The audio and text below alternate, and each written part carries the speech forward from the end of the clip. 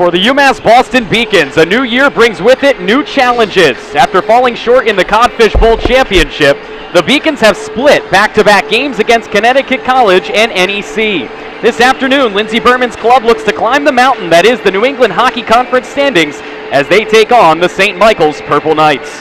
Good afternoon, everyone. Along with Carl Paz, I am John Skudras, and welcome to the Beacons Broadcasting Network. Excited to have you with us for what should be a phenomenal battle between two NEHC foes. Last night, the Beacons continued their winning ways in their own conference, triumphing over New England College in Henniker by the final score of 5-2. In that battle, Lizzie Avison notched her first career hat trick, Kaylee Beauregard tallied 2 assists, and Rachel Mayette stopped 15 of 17 shots en route to a critical triumph over the Pilgrims. For those unfamiliar, this season began with shocking news. Gone was head coach Colleen Harris after 5 seasons at the helm, replaced by a former Beacons assistant named Lindsey Berman. The odds were against UMass, under this type of turmoil, to assemble the requisite chemistry to compete with the best in their conference. But don't tell that to these spectacular athletes who rallied around their coach and, more importantly, each other to overcome their trials and tribulations and battle towards the top of the NEHC rankings. With 10 games remaining on the conference slate, a lot is left to be decided. However, their 5-2 record has the Beacons within striking distance of a championship. And the way the final few chapters of this story concludes will go a long way to crafting the future of this program. Led by Avison, Beauregard, Mayette, and blue liner Kat Armstrong, the Beacons can craft a storybook ending to a difficult season. That conclusion begins today as UMass welcomes the Purple Knights to Beaconville. And I turn over to Carl Paz. Carl, for the Beacons today, it's going to be interesting because they are not going to have Rachel Mayette between the pipes. They are going to have young Alyssa DePippo, a freshman from Pittsburgh, Pennsylvania, making her debut in collegiate hockey. What should we expect from a player making her debut on a level like this?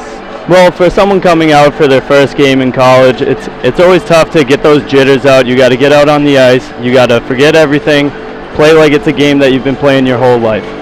Absolutely, and somebody who has been playing this game her whole life is Lizzie Avison, and she's been playing it exquisitely as of late, especially last night. 3 goals, her first career hat trick, as well as an assist for 4 points in that big victory. She is an absolute key to the Beacons' success this season. Talk a little bit about Lizzie and how important she's been to this program. Yeah, what a great game by her yesterday, putting in 3 goals for them. She took the lead for the team in points with that. And it seems like her whole line's been really going off lately with Beauregard with 9 points and Maureen Brown with 7 points. Absolutely. One player who hasn't gotten a chance to go off this year but has in the past is the Boston native Kayla Smith.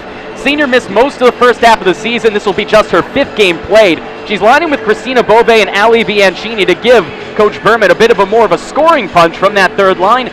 Talk a little bit about Kayla and how important she is. Yeah, she brings a lot of speed to the ice. She mixes it up a little bit, gets in the corners, gets into those greasy areas, but she's got a great shot too. And playing with Bianchini, they have a lot of chemistry with each other. They move the puck well, and they do what they can to get points on the board for their team. Absolutely. Meanwhile, in Colchester, Vermont, the home of St. Michael's College, not everything is gumdrops and gummy bears.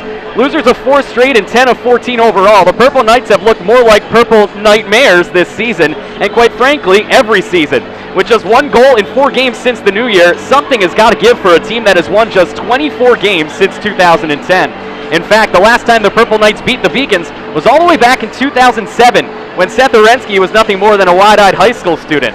At 1-17-1 against the Beacons, the Purple Knights have the worst record of any opponent the Beacons have played a minimum of 15 games against. A victory for St. Michael's seems unlikely, but as Howard Cosell once said, that's why they play the game. Erin Dwyer and Emily Loebs lead the way for St. Michael's with 9 and 7 points respectively, but it will take a total team effort in order for the Beacons to be bested by their rivals from the north. It's the St. Michael's Purple Knights and the UMass Boston Beacons. That's right next, here on the Beacons Broadcasting Network. And while we continue along here on the pregame show, before we get you to the nitty-gritty of this matchup, let's take a look at the Beacons' last home matchup, a 2-0 loss at the hands of Connecticut College.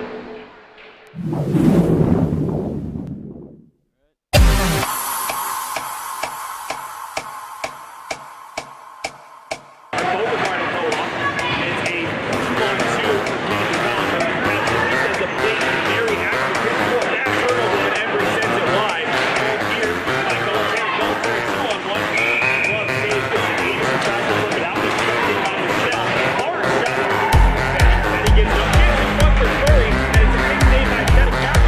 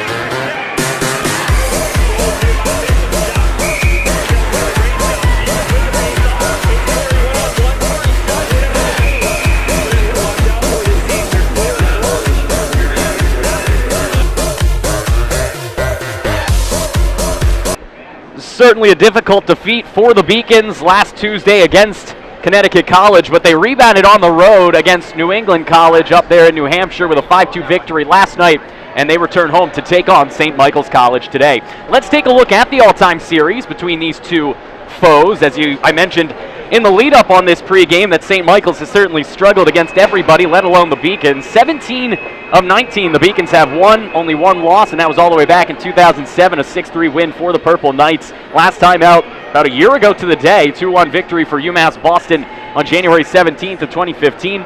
8 straight, 17 of 19. Beacons have to feel pretty confident coming into this one, Carl.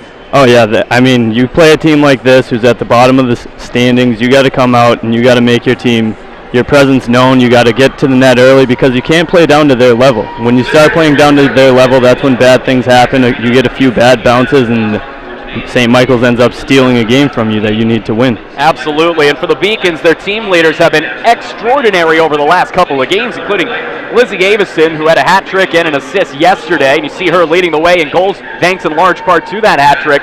Jenny Curry and Kaylee Beauregard have been doing the way playmaking, and of course Kat Armstrong is doing a fantastic job as well from the blue line, setting up Lizzie Avison and company. The Beacons are going to need to get that top line continuing to click, along with that second line, of course, Lizzie Avison, Kaylee Beauregard, and Marin Brown. But with Kayla Smith back, you almost have to feel confident that the Beacons have enough scoring depth to compete with anyone in this conference, let alone a team like St. Michael's who struggles.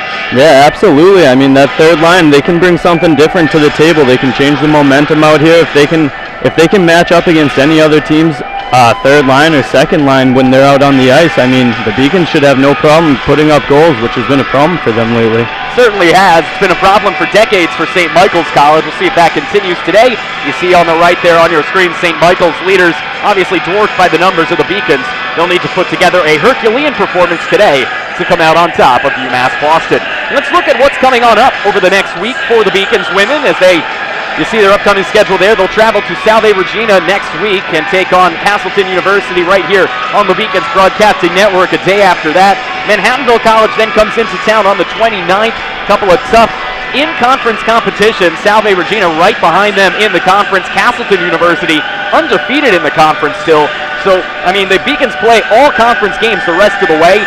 It's going to be critical to win these games against teams like St. Michael's and get those padding in the standings before they play teams like Castleton and Salve Regina.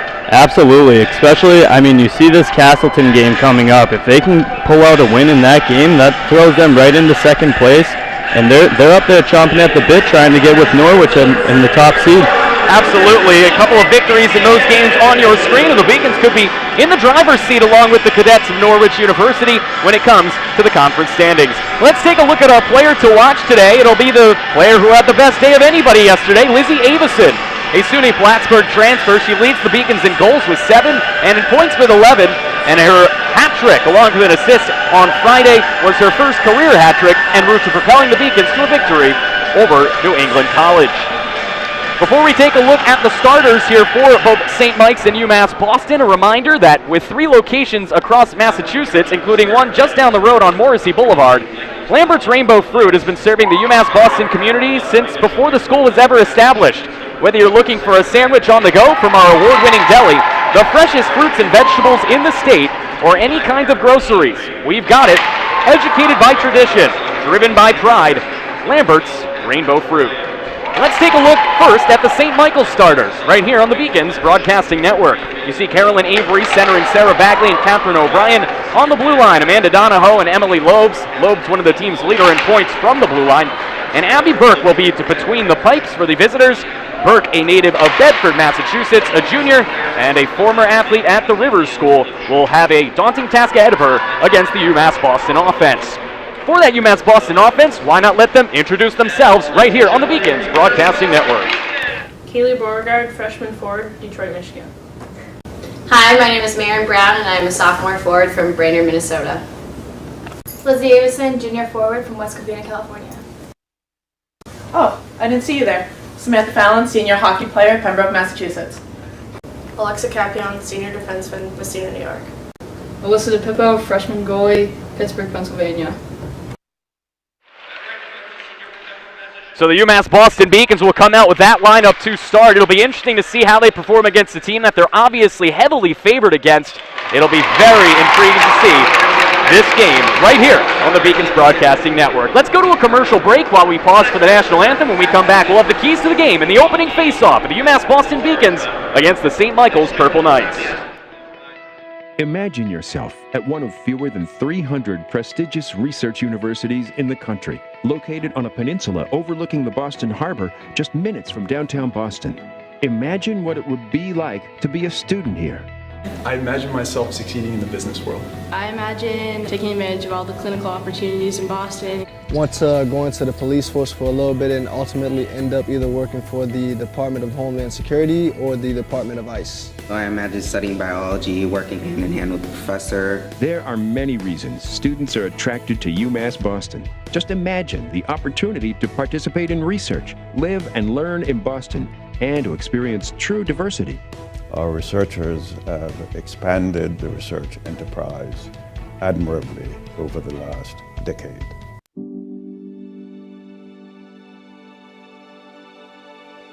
What separates UMass Boston from other schools is the fact that a large percentage of students commute. For me, it takes 2 hours each day to go to and from school, but every second has been worth it because the students that come here are serious about learning, they value their education, and understand where it'll take them in the future. This is what UMass Boston means to me.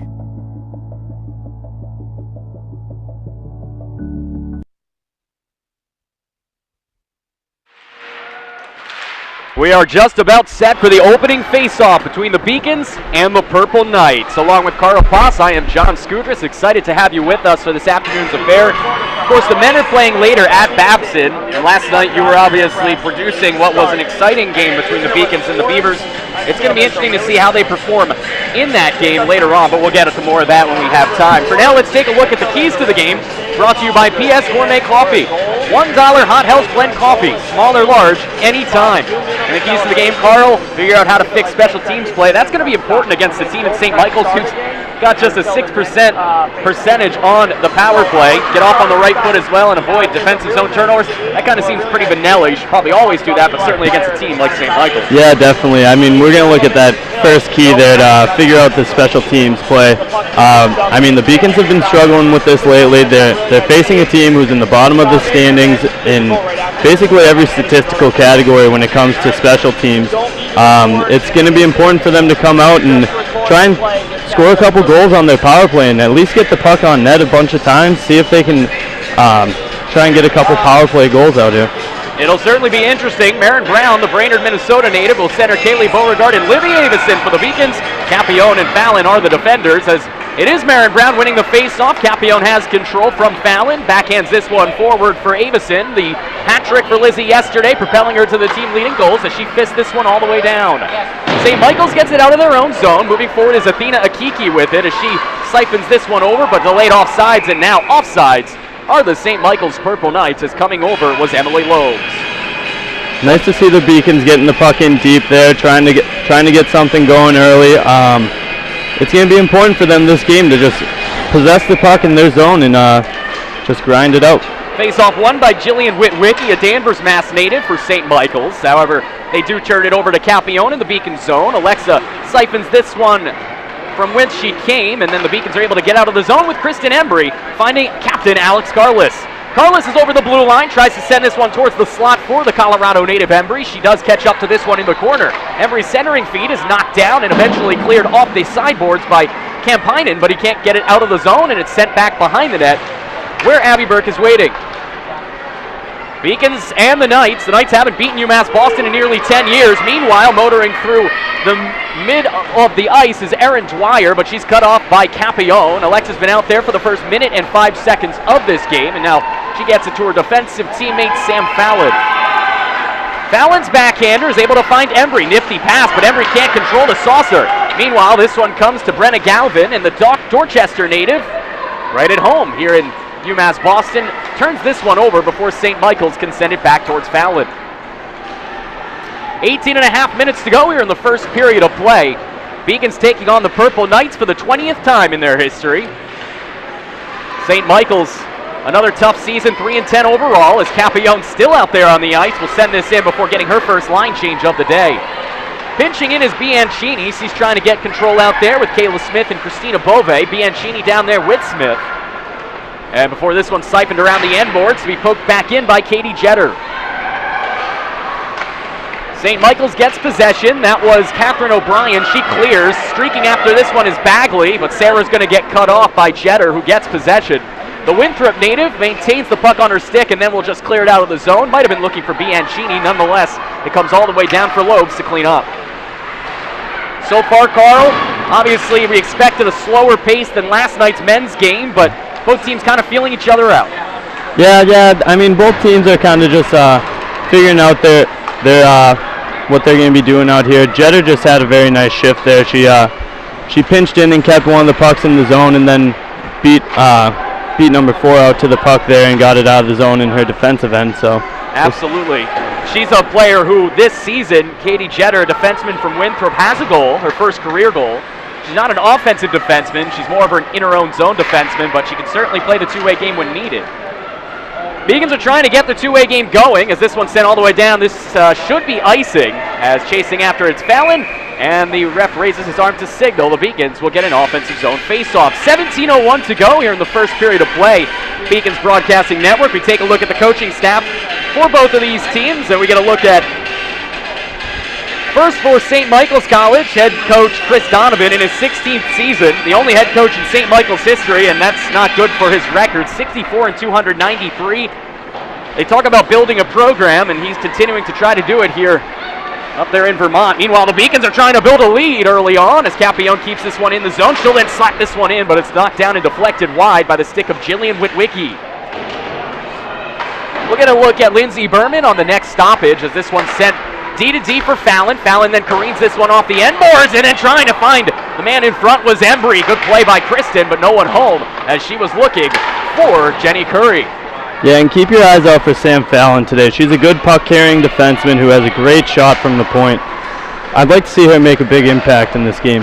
Right you are, as the Beacons move forward with possession. Here's Curry. She's all alone 1-on-5, and Curry still gets a shot in on goal, but a good block in front. Made there by number 26, Lauren Sullivan. Great interception and a turnover for the Beacons. Whiffing on the shot there, unfortunately, was Barry, as Katie was unable to get any mustard on that one. It's cleared to the red line before Kat Armstrong will try to siphon it forward. She cannot, and pinching in to send it all the way in is Ashley Deneen. Kat Armstrong gets the D-to-D feed from Gallucci, and then a turnover in front, but in the right place at the right time was number 14, Kaylee Beauregard.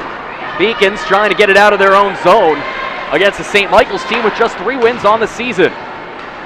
Here is Barry. Katie gets it poked away, and a continued aggressive forecheck here from St. Michael's is allowing them to keep possession out of their defensive zone.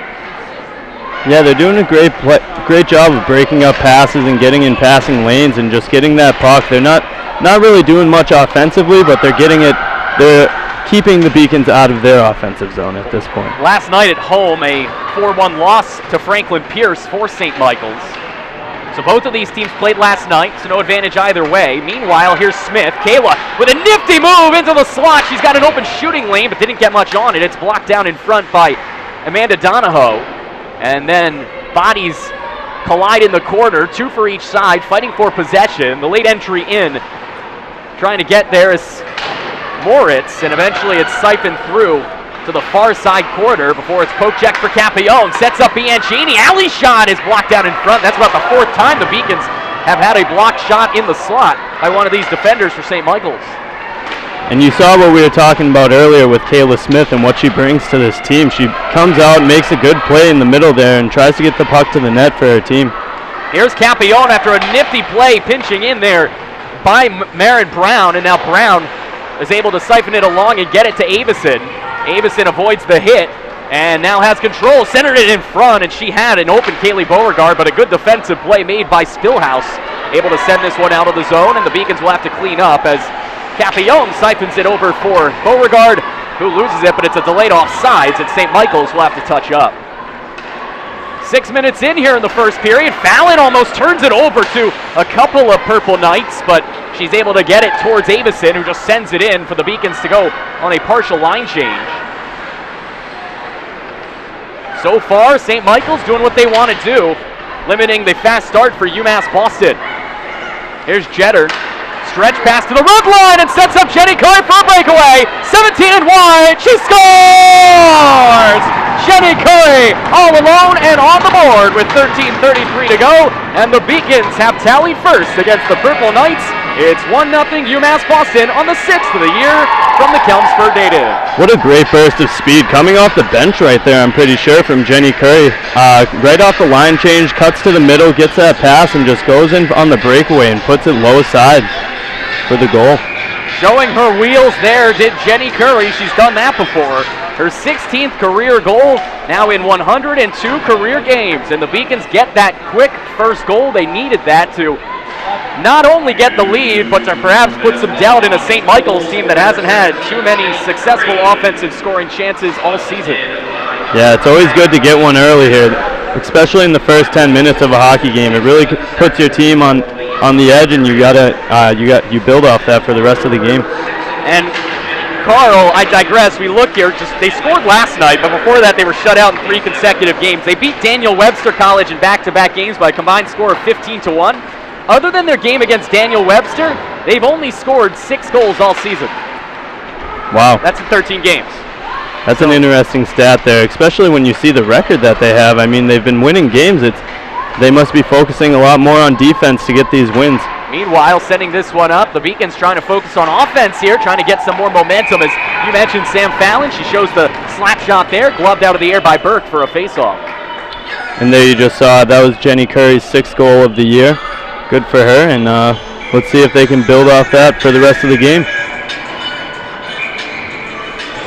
Getting a late line change here for St. Michael's. Beacons are at home, so Lindsey Berman would have last change if she wants it. Looks like she's going to stick with that Kayla Smith, Ali Biagini, Christina Bove line, with Capillon, the captain, and Sam Fallon on the blue line as the Beacons will look to cash in.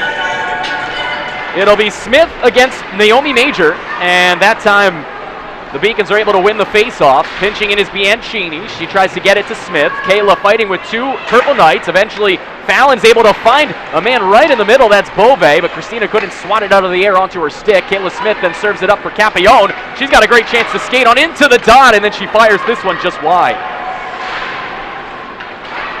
With possession, the Purple Knights, they try to get it out, and it looks like they were unsuccessful. Fallon does a good job poking it back in. Beacon still onside as a nifty move there, but unfortunately Beauregard was unable to send this one to an open man. She just has to throw it behind the net as the Beacons go for a forward line change. You're seeing a lot of pressure here by the Beacons. They're doing a great job of really pressuring this defense of the Purple Knights here and getting the puck in, forcing them to chase them around the zone, and getting shots to the net all at the same time. Absolutely, and that doesn't only help now, it helps in the second and third period to tire out these legs. Whipping on that shot was Beauregard, looking like Tyler Bishop late in last night's game. Meanwhile, moving forward with possession of the puck are the Purple Knights.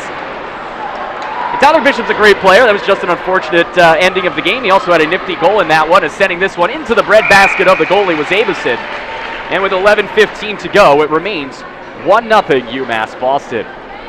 We'll get a chance to take a look at Lindsey Berman at the next icing, but Carl, what are your thoughts here on the first 9 minutes of play? I mean, I think they're doing well. They have a good pace going. They're getting quick line changes, and the girls are staying fresh out here, which is how they can keep having this pressure in the zone and keeping the Knights out of their own end. The Knights trying to get into the attacking zone for what seems like the first time in an eternity since the Middle Ages when Knights actually occurred.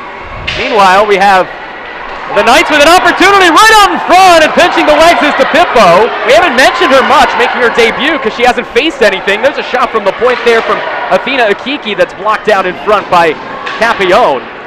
And I always talk to Matt Meisenbacher, and he says, you know, when a goalie faces more shots, he or she becomes more comfortable. How uncomfortable must DePippo be in her first game not facing any shots? Meanwhile, Kristen Embry knifes in between the defenders, and the Colorado native almost gets that one behind Burke, but back to DePippo. Yeah, it must be tough for DePippo right now. I mean, she's in her first game. I'm pretty sure she's only faced one shot, that last one. And I mean, I guess you gotta stay energized in there. Something, maybe do a couple somersaults in net or something just to stay warm in there.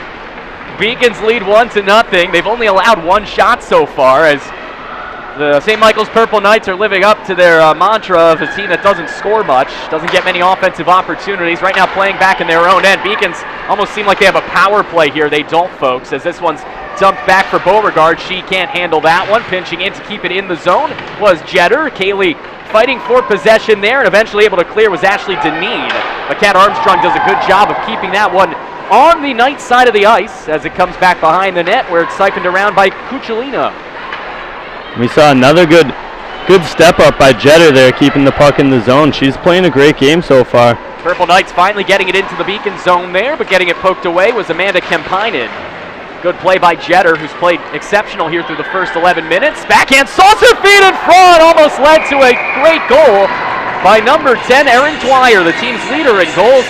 She was in the right place at the right time, but unable to settle that one down. Yeah, it looked like she was trying to bat it in, but kind of looked more like she was trying to bat it down rather than towards the net. Maybe if she put a little baseball swing on that, it could have gone in, but who knows. UMass Boston leading 1-0 here on the Beacons Broadcasting Network, along with Carl Poss. I am John Skudris.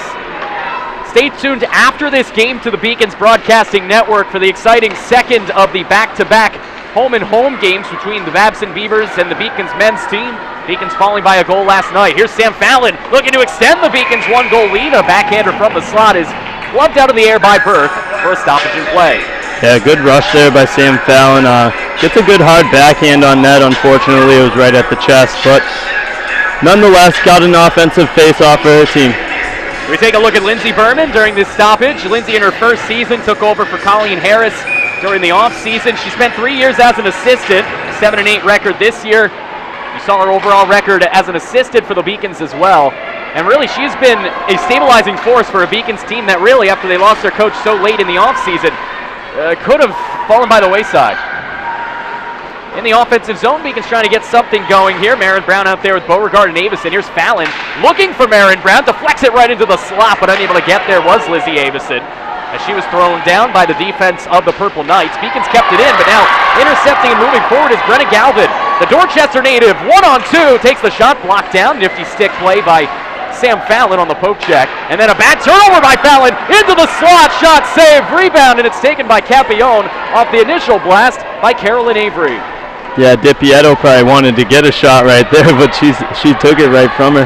Here's Capione looking for some help. She finds it, dumps it back down. Beacons looking to get another goal, and a backhander from point-blank range from Embry. From the assist of Carless is denied by Abby Berg.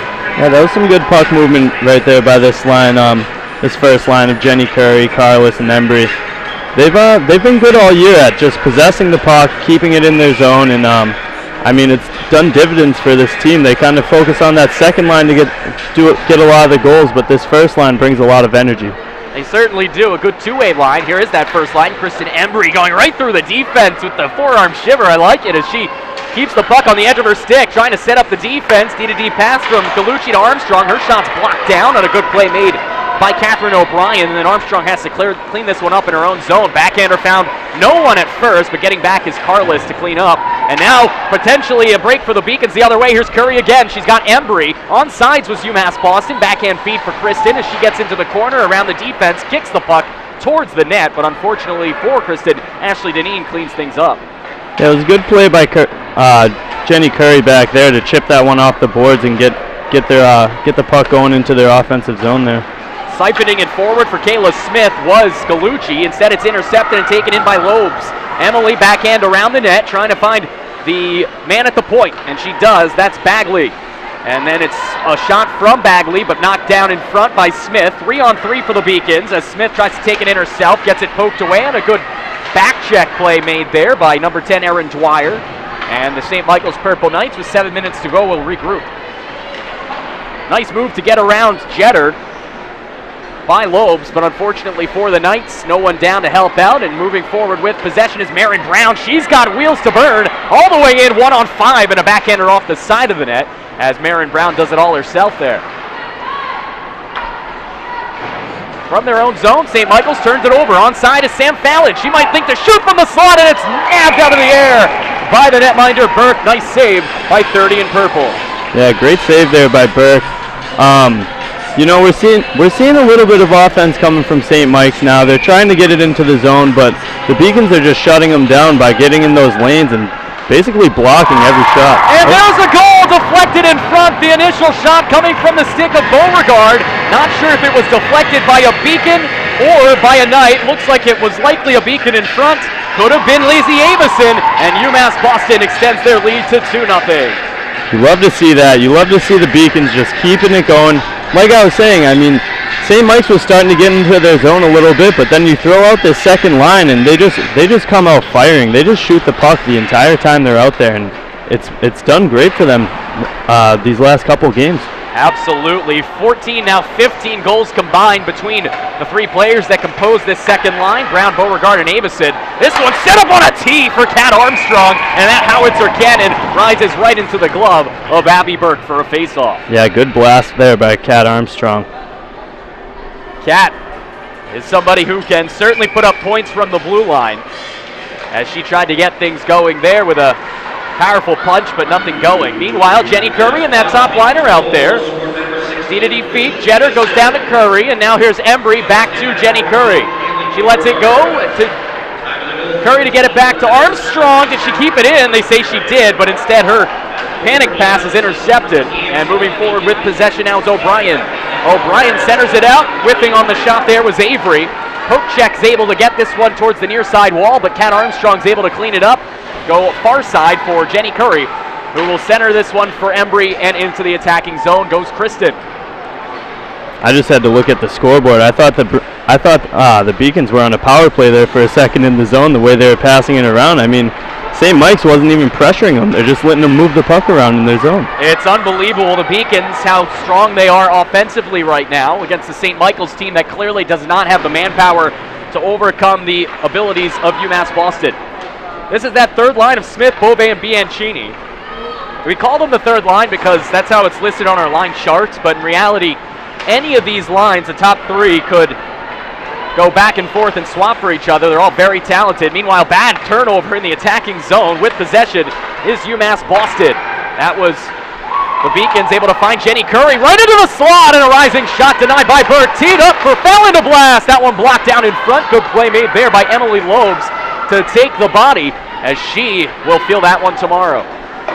Sent all the way down here for DePippo, and it's been few and far between action for the young freshman from Pittsburgh, but Alyssa DePippo will hold that one for a face-off. Yeah, I mean, if she can just keep making stops like that, she should be fine for the whole game.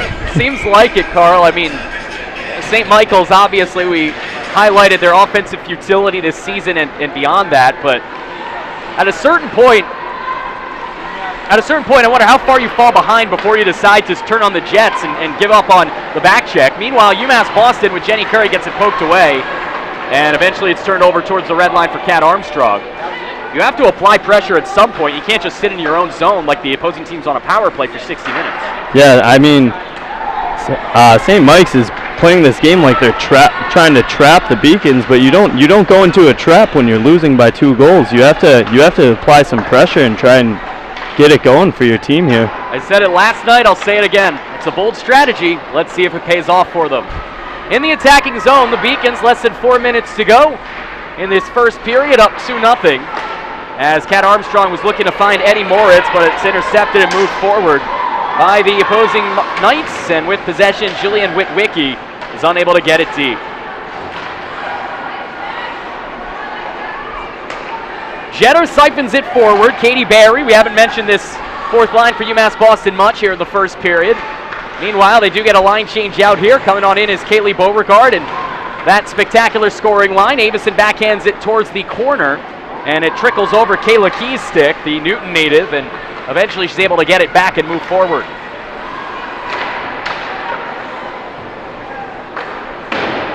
Beacons in the offensive zone continuously here in the first period of play with 3 minutes to go in this initial frame.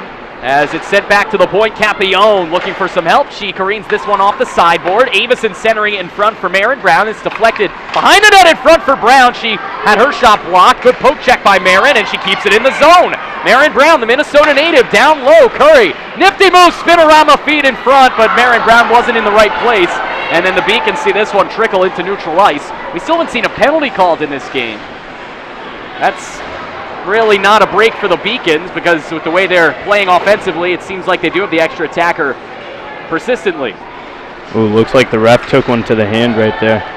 He'll be feeling that one throughout the rest of the game, but you don't need a hand really to ref. You just raise the arm. Beacons see Kristen Embry with possession, sets up Fallon. Fallon just saucers this one towards the near side sideboards, but unfortunately Carlos couldn't settle it down. Fallon pinches in to keep it in the attacking zone, and a big collision there between Carlos and Emily Lobes, and that one will result in a whistle. And it looks like the Beacons will go on the power play. Yeah, I was looking at the ref in the corner right there, and she didn't even put her hand up. I thought they weren't going to call that right there, but it looked pretty dirty from up here. Seems like they're going to call 2 minutes for holding on Emily Lobes, and UMass Boston will see the Acton native and blue liner head to the sin bin for 2 minutes. That'll be basically the remainder of this period with 2:02 to go, that the Beacons will have the extra attacker, and this is dangerous for St. Michael's. Yeah, and this is a true test for the Beacons. I mean, they've been struggling on this power play, and it's going to be important for them to have a good power play if they want to make it in this league and make a run in the playoffs this year. Beauregard finds Avison, back to the point and the top of the umbrella for Fallon. She pinches in and they shift position as Avison comes to the defender, Capillon. Capillon takes the shot, deflected just wide by Fallon, who just came into the crease area from the top of the umbrella. Near side, here's Capillon. Capillon skating with it into the slot. She fires that one, and a high riser is gobbled up by Burke with 1:28 to go. Yeah, not too often you see the defenseman go down there and get in front of the net. It was very Zdeno Chara-esque of Sam Fallon to go down there and get in front of the net and take the eyes away from the goalie. Almost got a goal there, tipping that puck from the point. You know, it's funny to say, but at 5'7", she is the tallest player on this team, almost similar to the female hockey version of Zdeno Chara. Although at this point in his career, Z, not quite the player he used to be. Sam Fallon's still got plenty of years ahead of her. Not with the Beacons, as she is a senior, but beyond that, hopefully she does continue to play, whether it be competitively or just for fun. She certainly deserves it with how she's performed over the last few years here on Beaconville. UMass Boston trying to get something going the final 60 seconds of this period, as we're down to the final minute of this frame. As able to get that puck is Carlos. Carlos looking in front for Embry. It gets poked away. Carlos will set it up to the point for Armstrong. Armstrong holds, go to D for Jetter. Katie fires a high riser, and waffle boarding that away was Burke, as it trickles towards the sideboards for Carlos to defer to Armstrong. Armstrong D for Jetter. Jetter back to the top of the point for Carlos, who gets taken down, and then Jetter's shot comes around the end boards and trickles towards the point for Armstrong with 30 seconds to go. Armstrong takes the shot, not much on it. Waffle boarded away and fisted away with the stick before it's kept in by Armstrong. Marin Brown now on the ice for the Beacons. Here's Embry on the far side. Embry back for Kat Armstrong. Kat, quick as a cat, able to get it over to Jetter. Jetter into the slot, but not much on that tip drill by Embry. And now Marin Brown with 8 seconds to go goes back to Armstrong. Jetter has to shoot. She takes it. She scores! Katie Jetter, as the sophomore from Winthrop gets her second career goal. Might have been deflected in front, but we'll call it Katie's for now. And the Beacons head into the break with 4 seconds to go, leading 3-0. Yeah, there were a lot of girls in front of the net right there, but I mean, Jetter, I've been saying it all game. She's been having a great game. She's been pressuring this St. Michael's team to get the puck out, but she keeps keeping the puck in and getting shots to the net, and it paid off in the end. Yeah, she lines with Kat Armstrong, and they switch it up with Ariel Gallucci from time to time to keep the legs fresh. Both Gallucci and Jetter more defensive defensemen. Kat Armstrong more of a two-way defenseman, but right there, Katie shows she's got a wicked blast as well, as she extends the lead to 3-0. So the Beacons take a 3-0 lead after one period of play against a team that hasn't scored 3 goals in a game all but once this season, and that was actually all but twice. That's both of their wins against Daniel Webster College at home. So the Beacons already with a commanding lead. You see on your screen, Kat Armstrong got the assist on that goal, and Carl, looking back at the first 20 minutes, the key to the game, get off to a good start, take advantage of the special teams. They did them both right there. Yep, there you go. I mean, that was the first power play of the game, correct? And the Beacons came out. They pressured them. They moved the puck around well, and Kat Armstrong was able to get that one over to Jetter, and she just got the puck to the net and scored. But for now, we're going to take this down to Steve Witowski, who's going to talk to head coach Lindsey Berman. Coach, Alyssa DePippo, first start at collegiate level and for the Beacons. How would she handle her first start as she threw up a donut for the first period? Yeah, she needed a little bit of confidence, to come out of this first period with a couple shots on net. She got the jitters out of her system. She's handling it really well. She's using those nerves, I think, as excitement. So she's doing well. Now, Lizzie Avison had a second goal. How has she really boosted the offense and the offense just running well this weekend? Yeah, she had 3 goals last night, so she's just rolling right now, and she's got a hot hand. But the rest of the team feeds off of that, so it's huge. Thank you. Good luck, Coach.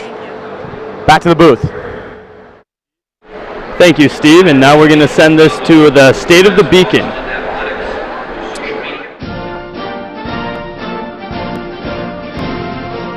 Beaconville, I come to you 6 months into the start of this new program. Don't judge us on the first 6 months. Judge us on where we'll be at in a year or two. But I can tell you that we're going to play hard every night. We're going to compete every game, and we're going to come to work every day. We're very happy with where we are in the standings right now, but we're not content, so we're going to keep pushing. We want to stay in the present while looking forward to the future too. So we definitely want to improve on the past years and have our strongest push yet. Yeah, really excited about Monin Park. Was just out there yesterday again. The field's pretty much completed besides just a couple of landscaping things. But it's going to be a game changer. It's going to be a fantastic playing facility. Having that Fenway Park feel is going to be outstanding. Give us a really true home field advantage. It's great for recruits. Just walk the 5-star recruit up there, and that's what it's about. You're going to get better players. You can get better player development. It's just going to give a real sense of Beacon pride to everyone involved. The State of the Union of women's basketball right now is history was made last night in our game versus Plymouth State, where Olivia Murphy had her 1,000th rebound. As a coach in my 10 years, I've never witnessed that, and it was definitely a special thing, and hopefully we can carry it for the second half of our season. Biggest focus in the winter and spring is to continue to get stronger, and get some valuable match play in the spring trip, and afterward we have a couple events. I feel like we have a great team, an all-around 1 through 6 team who are all going to contribute, and we want to continue that and basically work towards becoming an elite team in the LEC next fall. So far so good with our team this year. Really happy with our group. We're having a good year. We're nationally ranked, and if you would have told me at the beginning of the year we'd be 12-2-1 at this point in the season, I'd be very happy. Our work's not done yet, and we've got a lot of work to do, and it starts this weekend with another conference weekend. And they're all big down the stretch, and you want to be playing your best hockey come post-tourney time. So hopefully we can do that.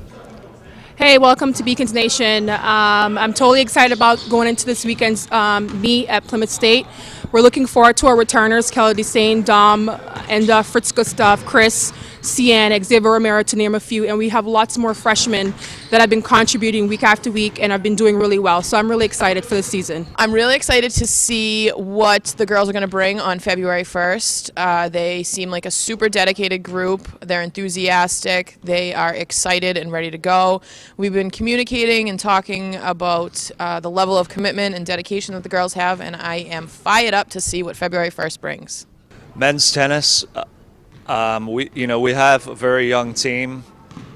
I feel like we've made a transition from a core group of players that were on the championship team all since graduated. So it's exciting to have a new group. We definitely took our lumps in the fall, but I feel like we're going to be a much stronger team in the spring. We have a couple guys returning that we didn't have in the fall. As we begin our 2016 spring season, the future looks bright for the women's soccer team with a lot of young talent and a lot of young new talent that'll be coming in the fall. And we're excited that we're building and continuing our success. If we continue to work hard this spring, the fall should be a lot of fun. And I'm really looking forward to it. Hello, everybody. Welcome to Beacons Nation. Totally excited about this season. Our women's program have been doing great. We're looking forward to returners Taylor Smith in the throws, All-American Hillary McGuffey in the 2 and the 4, as well as Anisha Trappier in the 16 and 200. We're also excited to have newcomers such as Taylor Driggers in the long and triple jump, as well as Lexi Bean. And Sarah Morenz in the throwing. So we're looking forward to a great season. How does this year's championship compare to the last 5 that you guys have won? We're on to the next one.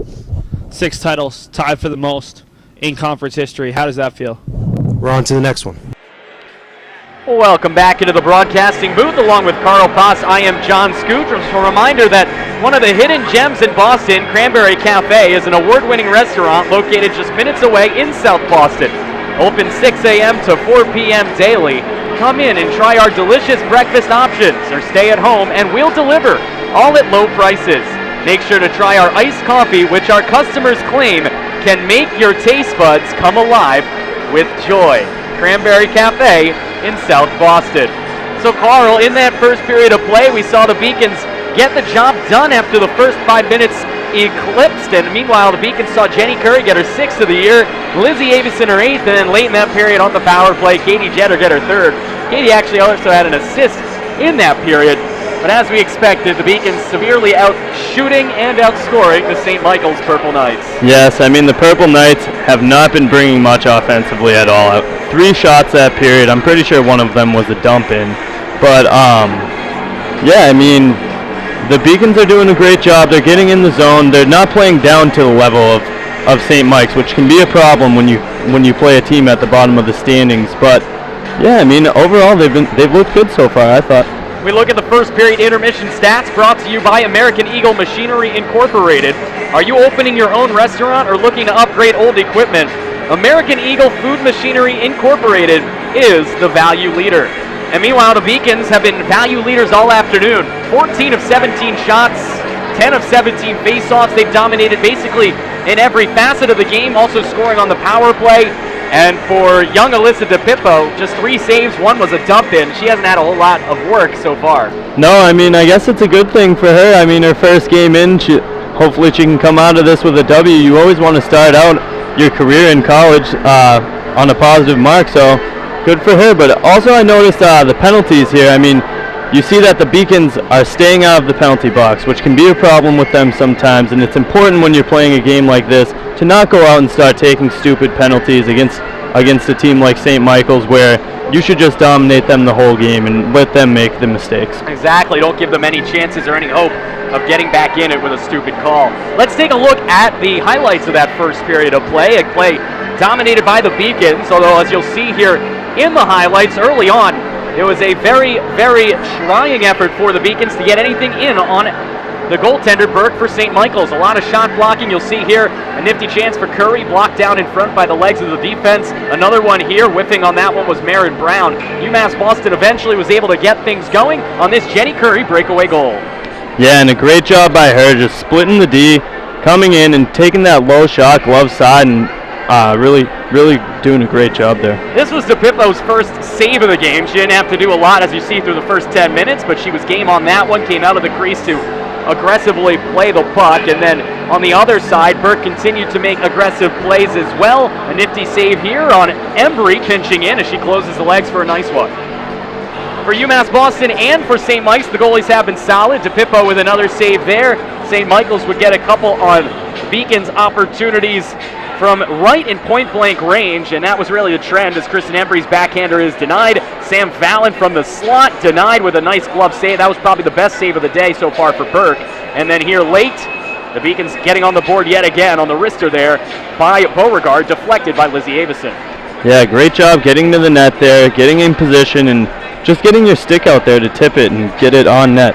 And then here's the final goal where Jetter on the power play, as you can see, time winding down in the second period, just risked this one far side. Burke never saw it with 2 St. Michael's athletes and 1 Beacon in front. And that's where we stand after 20 minutes of play. UMass Boston leading by the score of 3-0. Let's take a look at the NEHCE scoreboard. No updates so far here through the afternoon as we continue along on a beautiful Saturday in Boston. Beautiful for me, I like this weather, some may not. Holy Cross takes on New England College. Southern Maine takes on Salve Regina. At 3 p.m., Manhattanville hosts University of New England, and the Hawks of St. Anselm host Plymouth State. And then later on today, Nichols hosts Franklin Pierce, and that's a big one right there at 7 p.m. Norwich against Castleton. Both of those teams 1-2 and undefeated in the conference, so something's got to give there. Somebody's not going to be undefeated, and if the Beacons win this game, they can only be a game behind one of those two teams for second place. Yeah, I mean, that's going to be a big one tonight, especially for the Beacons. If they can pull out this win here, that's two top teams, and should be a battle out there. Certainly will be. Let's look around Beaconville at the battles that the Beacons athletes are currently enduring. The women's basketball team is getting trounced here at halftime 36-23 at the hands of Eastern Connecticut State. Immediately following that one from East Con, the men's team will take on their respective opponent, and then later on today, we already alluded to it, the men's hockey team travels to Babson and Wellesley for what should be an exciting affair and an absolutely critical game for the men if they hope to maintain their lead atop the NEHC standings. After their loss last night, they're only a point up on Babson. That's going to be really critical, and it will be on the Beacons Broadcasting Network. Seth Orensky and Matt Meisenbacher will have that one. Carl, what are your thoughts? Yeah, that was a great game last night. I mean, it really could have gone either way. Jamie Murray was just basically unstoppable last night. He made a ton of amazing saves. But, I mean, it's important for the Beacons to go up there today and pressure them, get this win, and remain at the top of the charts in the standings in the NEHC. That's a great transition into the highlights of last night's 3-2 defeat at the hands of Boston. The men came oh so close, battling back from a 2-0 deficit, but it just wasn't enough to overcome the Beavers right here on the Beacons Broadcasting Network.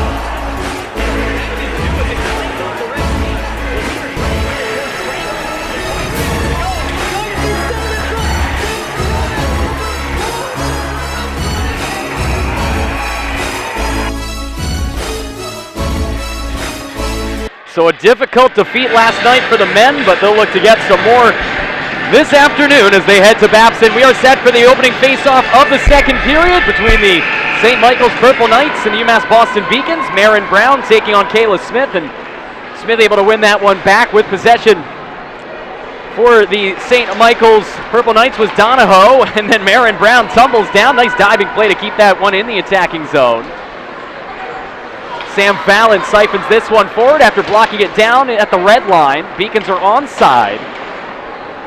If UMass Boston wins, they'll improve to 6-2 in the conference with an opportunity over their next 2 games to move up as they do take on Salve Regina, Castleton, and Norwich in their next 5 games. Here's Fallon.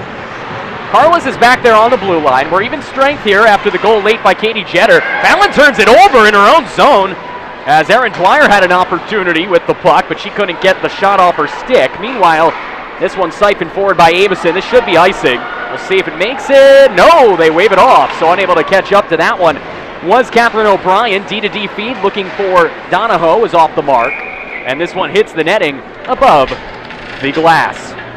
With 3 locations across Massachusetts, including one just down the road on Morrissey Boulevard, Lambert's Rainbow Fruit has been serving the UMass Boston community before the school was ever established. Whether you're looking for a sandwich on the go from our award-winning deli, the freshest fruits and vegetables in the state, or any kind of groceries, we've got it. Educated by tradition, driven by pride, Lambert's Rainbow Fruit. And the Beacons will try to be driven by pride here in the second period as with a minute in, they do get possession before turning it over in the attacking zone, knocked out of the air and moved forward there before it's dumped in by Jeter. Carlos backhands it towards Curry. Curry lets it go and unable to get there in time was Katie Jeter. She'll go D-to-D for Armstrong. The Boulder, Colorado native back for Jenny Curry, who's taking it into the slot herself as she fires this one in, partially blocked by Akiki, and taken near side for Embry. Kristen loses sight of the puck between the trees. Chasing this one down is Kayla Smith, kept in by Jeter. Poke check by Katie to be taken by Curry. Beacons getting the forward line change. Curry looking for Bianchini in the slot, but a good poke check to get it out of harm's way on a play made by O'Brien.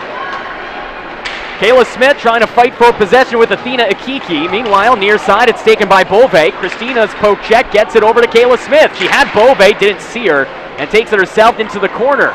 Smith, all by her lonesome, getting tripped up a little bit, but stays on her skates. Meanwhile, she backhands it towards Christina Bove, who has possession. Thinking of taking the wraparound, but pinching her pads to the pipe there was Burke, and able to deny that chance from Bove. In the attacking zone, perpetually here in this game, especially over the first 2 and change of this second period, are the Beacons, as Fallon finally sees this one come in front of DePippo. Her stretch pass is off the mark, intended for Bove. That's an easy icing call, and the faceoff will come all the way back down.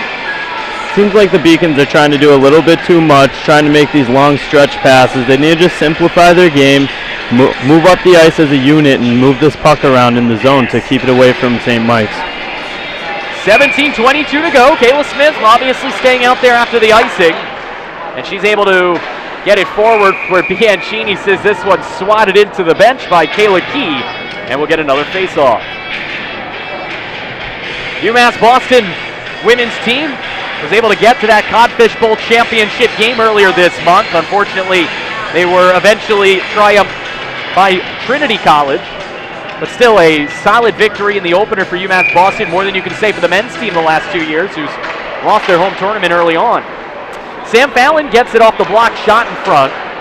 Fallon and Campione still out there looking for Avison, but it's kept into the attacking zone on a good play made by number 26, Lauren Sullivan.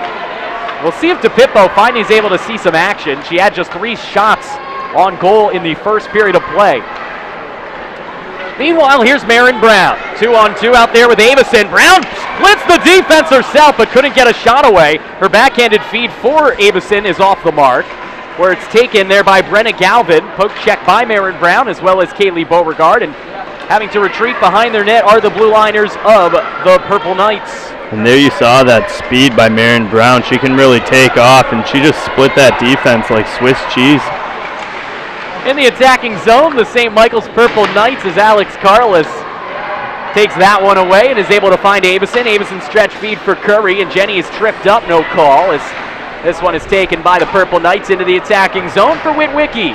Nice toe drag for Jillian. She had a man in front near side. That was that was actually Kaylee Spillhouse pinching in, but no hope there as here comes Jenny Curry the other way. Jenny's already got a goal on a breakaway. She has great wheels and nifty moves, but couldn't get around the defense there. Good solid play and effort made by Bagley. And eventually this one's taken by Armstrong to dump in for Embry. Embry looking back to Armstrong in the slot. She had the shot. She pauses, takes it, and this one sends wide of the net on the far side. Embry centers it in front for Curry. Save made by Burke. Rebound for Curry. She still got it on her stick and couldn't get the spinorama shot off as it's poked away. Jenny eventually backhands it towards Embry, and Kristen back towards the point intended for Gallucci, but this one sends all the way down where Ariel will have to chase after. 4.5 into the second period, still 3-0 UMass Boston. All three scored in the first, and we have a delayed penalty coming on up, and the Beacons will head back to the power play. Ascending to the sin bin for the second time in this game is number 24, Emily Lobes. I didn't see the penalty. I didn't either. I didn't see what happened there, but I mean, nonetheless, it's another opportunity for the Beacons. They got to keep working on this power play and try and get another goal here. We mentioned the Beacons' power play struggles, just 12%, 5 of 41. The penalty kill for St. Michael's, much like their power play, is woeful. They've given up. They're at 84%. We'll put it that way. It's not pretty. Meanwhile, UMass Boston trying to get something going offensively. If the Beacons can score here to take a 4-0 lead, they may be able to break the spirits of the visiting Purple Knights. Here's Avison. Lizzie all the way in by her lonesome, tries to take it into the slot, but a good poke check to take it away from 16 in white. It's sent all the way down where Fallon and Capillon will chase. DePippo finally gets some action. This is just doing some house cleaning behind the net to get control of the puck for Sam Fallon. And you saw in that rush, Lizzie's looking very confident with the puck. She comes into the zone, carries it.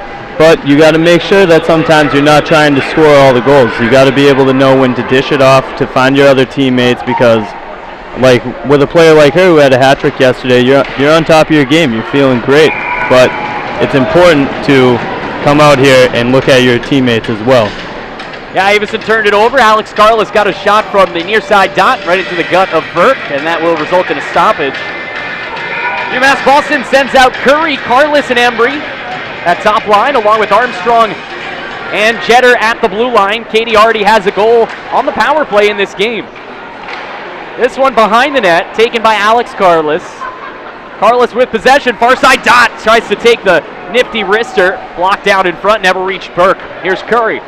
Curry takes it behind the net for Embry, back to Jenny Curry. Curry waits, back to Jetter.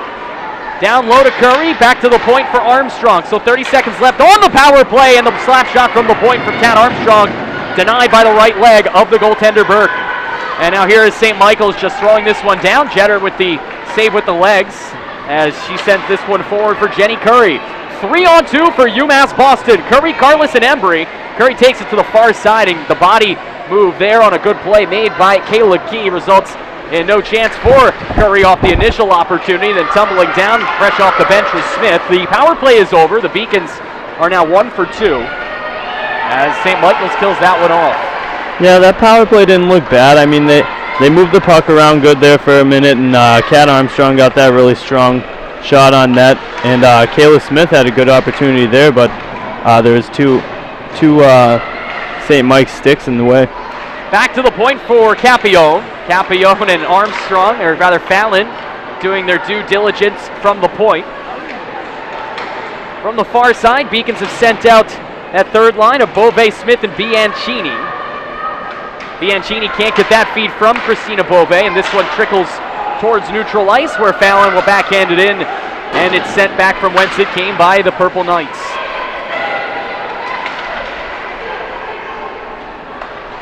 In her own zone, here is Allie Bianchini. She's about 7.5 into this second period of play. Allie motors into the slot all alone. She fires that one, but got nothing on as it trickles through the crease and into the end boards. UMass Boston seeing St. Michael's move forward, but again, the Beacons just protecting their own zone. The blue liners of Fallon and Capillon have done a good job doing that today, as this one should be and will be icing on UMass Boston. 12:02 to go.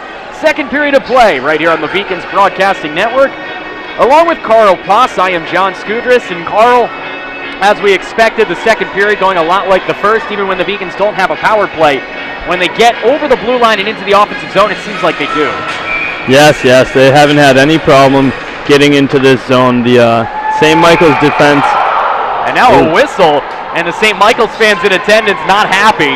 We'll see what the call is here, as it might have been a false start on the face-off. as the puck was loose in the crease. And a break for the Beacons on that one. Yeah, it looked like that puck was definitely loose right there. We saw that a couple of times last night too, where the puck is bouncing around in the slot, and these refs are so quick to blow the whistle. A lot made of Jamie Murray kicking the net off the moorings last night, or off the pegs. Coach Belisle talked about that on the interview after the game, saying next year they're going to change things up, as there's a point-blank shot from Sarah Bagley that's denied by DePippo, her first most difficult shot of the game. Meanwhile, here's Embry on the far side. Embry siphons this one. Nice cross-ice feed, but Curry couldn't settle it down with her skates. Meanwhile, it's poked forward and sent back in by Bagley to be chased after there by Catherine O'Brien, but a whistle coming on up for an icing. Yeah, you see DePippo getting challenged right there. She came up big and made a big stop for the team. DePippo, a player who is making her debut, a Pittsburgh native, has never played at this level before, and if you're going to make your debut, you might as well make it against a team that struggled offensively and has just 1 goal in 4 games. Here's a shot, and ooh, that was a nifty one from Beauregard, but an even better save from Burke with the right leg to kick it into the screen behind the net. That one seemingly had eyes, as the Beacons will keep that same line out there. It's Moritz, Barry, along with, looks like they're going to have number 14, Kaylee Beauregard, stay out there with this shift. Galucci and Armstrong are the blue liners. Face off one to the left there by Moritz, pinched in by Beauregard. Moritz using the body to keep it into the attacking zone momentarily, but then it's sent out of the harm's way there by number 27, Amanda Kempinen.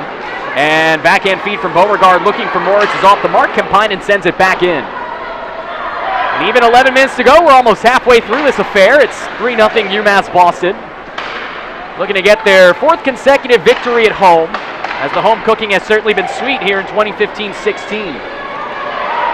3-on-2 for UMass Boston. Moritz has Beauregard. She takes the shot herself, and it's gloved out of the air by Burke. Nice save by 30 in purple, and a stoppage with 10:42 to go. Yeah, that was a nice shot by Moritz too. I mean, 4th liner, she doesn't see the ice that much, but she comes out here, she gets the puck, rushes it down, and gets a good shot on net for her team. Beacons will send out the Smith, Bove, Bianchini line, with Armstrong and Galucci staying on the blue line. Faceoffs won by the visiting Knights, but then kept in on a good block by Smith. Kayla getting harassed from behind. She will instead defer back to where she came. She dumps it back down below for Bianchini. Bianchini takes the hit and the player into the board. That'll lead to a penalty coming up on Allie as she touches this one up, and she'll head to the sin bin for 2 minutes after the hit on Emily Lowe. Yeah, it looked like Allie was just getting a little aggressive there, trying to get in and get that puck out of the corner, but wrangled her down, and she'll be sitting in the box for 2 minutes now. Loeb's already has been in the sin bin herself twice. Now she draws a penalty, and for the first time in the first 30 minutes of play, we will see the power play for St. Michael's, and, well, St. Michael's might not really want it all that much. They are just 2 for 33, good for a solid 6% on the power play. That is almost unheard of. Meanwhile, the faceoff won by the Purple Knights, trying to get something going here with possession. It is Emily Loeb, sends it near side from Witwicky back to Emily at the top of the point. Witwicky takes the shot, blocked down by Curry. Good effort made there with 1:45 to go on the 2-minute minor to Bianchini.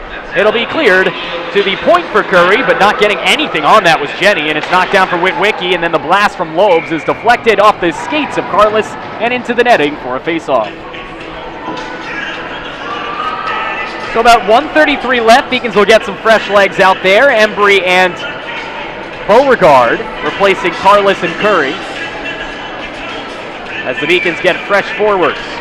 Faceoffs won by Embry, backhanded clearing. Play is cleared, as unable to settle that one down was Loebs. Chasing after her, a couple of 24s, Embry and Loebs, as Kristen fighting for possession. She cannot get it, but if nothing else, this will waste about 20-30 seconds off that power play clock.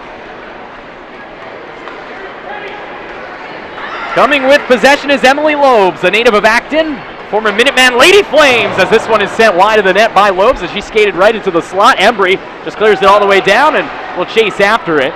UMass Boston kills off the first minute as they'll get some fresh legs on the ice, and it looks like it will be Lizzie Avison.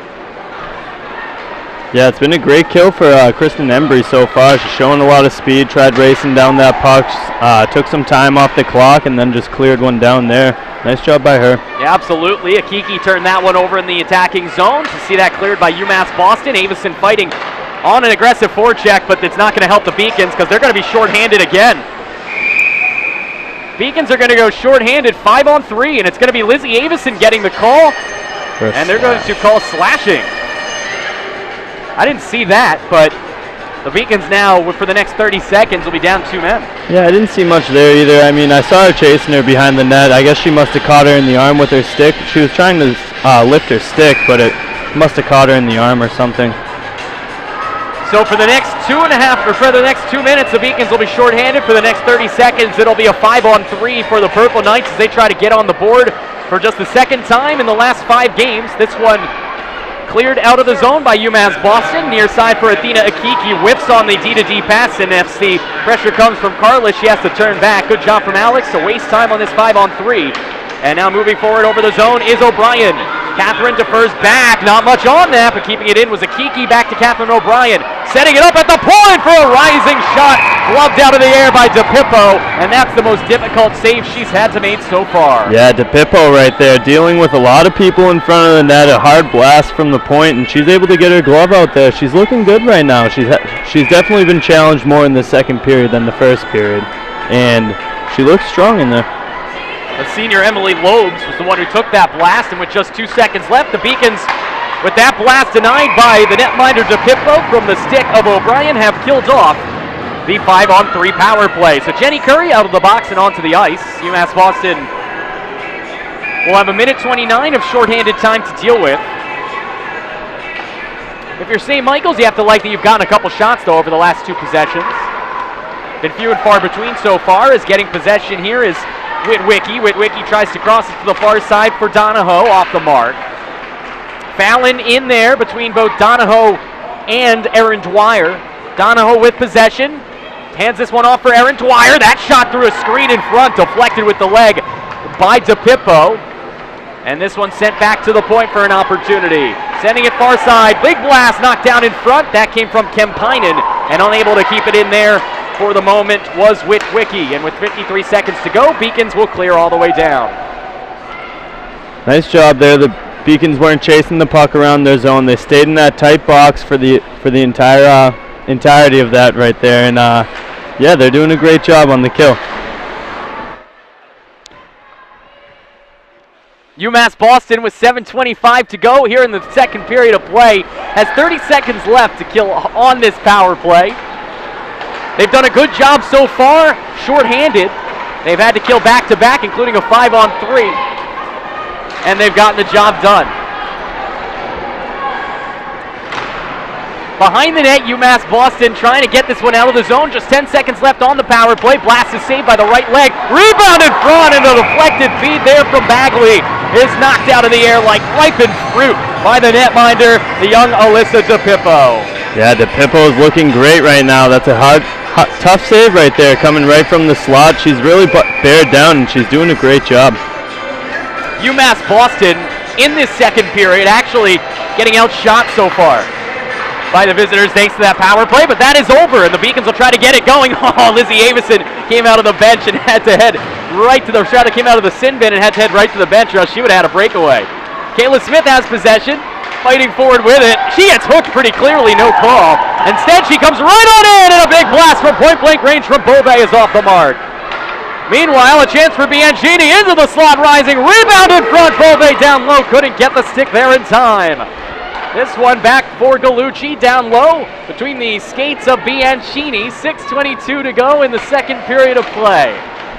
Bianchini with Kayla Smith. Kayla has possession, top of the dot. She's got help in the form of Bianchini. Allie back to the point. Gallucci could think DD. Instead, she goes down low for Bianchini. Allie backhanded back for Gallucci. D to D for Armstrong. Looking for Bianchini was Cat. It's kept in by Armstrong. Armstrong sends it off the corner board into the end boards, where it's a fight for possession between Smith as well as number 24 Emily Lobes, but it's eventually taken to the top of the point where it's sent back in by Gallucci. 5:47 to go, second period of play, mercifully cleared here by the Purple Knights, where Armstrong will just send it all the way into the end boards. Deflection Off the boards, taken there and sent forward by Lobes. Knocked down by Armstrong. 4-on-2 for the Beacons. Sent right out in front. They score! UMass Boston's Katie Berry, her second career goal. And the sophomore from Abington, Mass. has given the Beacons a 4-0 lead on a beautiful feed from behind the net. You could just see that big momentum shift after they killed off that penalty with Kayla Smith coming in and making that big play with both those two connecting, and then you see it just carries over. They get the line change, and Katie Berry comes out, and what does she do? She buries one. She certainly does. Katie Berry, somebody who has not scored much so far this year. Just one goal in 21 career games, but 22 is the lucky number for number 2. Deuces are wild for Katie Berry as the Beacons extend their lead to 4. Here is Fallon sending this one in, gloved out of the air by Burke, and we'll have a stoppage with 5:13 to go. Yeah, I mean, you see that so much in hockey games. One team, if you can kill off a couple big penalties in a row like that, it really just gets your team going, and you always see that big momentum shift after that. We do have a replay on that one. At the next stoppage, we'll take a look at the nifty goal from Katie Berry. Here is another chance for a beautiful one. It's tripped up as Embry, no call. Pinching in his Capillon. That one deflected wide. Coming back to the point. What a feed in front. Fallon's rising shot. I think that was deflected as this one goes out of play. Let's take a look at the replay of that goal as Katie Berry gets her second career tally. You see coming down Kat Armstrong. This was Kat doing a great job at the blue line, then pinching in, setting up Berry and wide open net. Yeah, great job by Kat Armstrong there, keeping that puck in, catching it out of the air, and making that crisp pass tape to tape to Berry out in front. UMass Boston trying to keep it in the zone here. Fallon's blast deflects off some legs into the corner. Avison can't corral that puck with 4:44 to go. Beacons maintaining the offensive rush. Capillon from the point, D-to-D feed. Fallon pinching in. Sam siphons it around the corner board, but Lobes was there to keep it away from Avison at the first effort. Lizzie is then able to get there, but she's fisted off possession on a good play by Witwicky. Eventually, it comes out of the zone on the second effort before it's intercepted and moved back ahead by Beauregard. Marin Brown trying to poke it forward. She's unable to. Beauregard and Brown out there with Avison. Tumbling down into the boards was Witwicky. She's able to siphon it back, and an opportunity for a blast and a save there from the stick of Nichols. Denied by DePippo, and this one comes back to the point from a blast, deflected down from the shot of Key. In the corner, siphoned around by Kempinen. Taken by Fallon and cleared to neutral ice. Tumbling down by her own merits there was number 26, Lauren Sullivan. However, she gets help to see this one dumped in behind the net for Fallon. Jockeying for possession is Marin Brown along with Christina Bove as this one is taken behind the net. Sent near side to be fought for possession. Christina along with number 2, Sam Fallon, it's sent all the way down.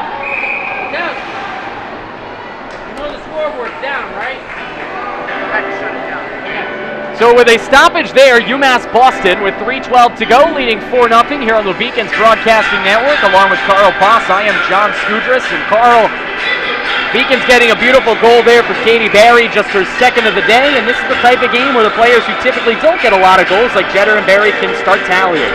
Yeah, it's games like this where your coach is going to give you opportunities to get on the ice and try and make an impact.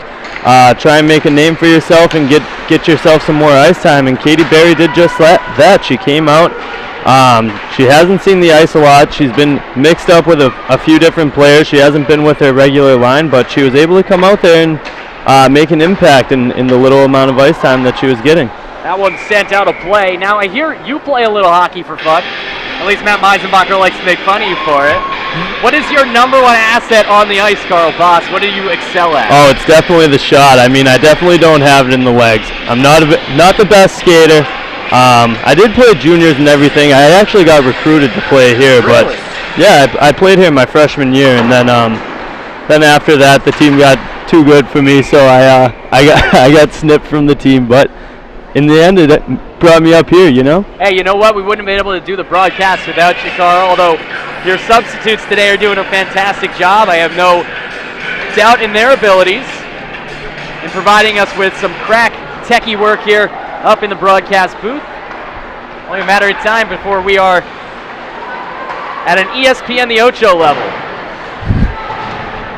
UMass Boston behind the net gets possession as they move forward. Alex Carlos along with Katie Jetter, and now Kristen Embry with possession. She motors up like a freight train gone awry as that one deflected off the stick of Carlos up high. Carlos sees this one trickle to Armstrong. Armstrong D to D for Jetter. Katie's got a goal in this game. She's looking for two, but it's deflected down, and now Bagley with a chance to move forward, and she trips over her own two skates. And it's that type of season for the St. Michael's Purple Knights. Bad news bears out there sometimes for this visiting team from Vermont. Here's Carlos. She's got Curry. Curry sets it up. Nice left to right move in front. Denied by Burke. And a stoppage with 1:49 to go. I was hoping Jenny Curry was going to pick up Kristen Embry right there. She was in the high slot all alone, but I mean, nonetheless, great move getting the puck to the net and getting that face off in your zone. UMass Boston with 109 seconds left with an opportunity to make it 5-0. They lead 4-0 so far. We've gotten goals from the first line, the second line, and the fourth line, as well as the defender. That third line of Smith, Bianchini, and Christina Bove still looking for their first tally of the afternoon, but still plenty of time left with 21:49 to go. Yeah, nonetheless, that line has been good. Kayla Smith and Bianchini, they just fly around this ice, and Bove gets out in front, and she gets the shots on net. They've done well tonight.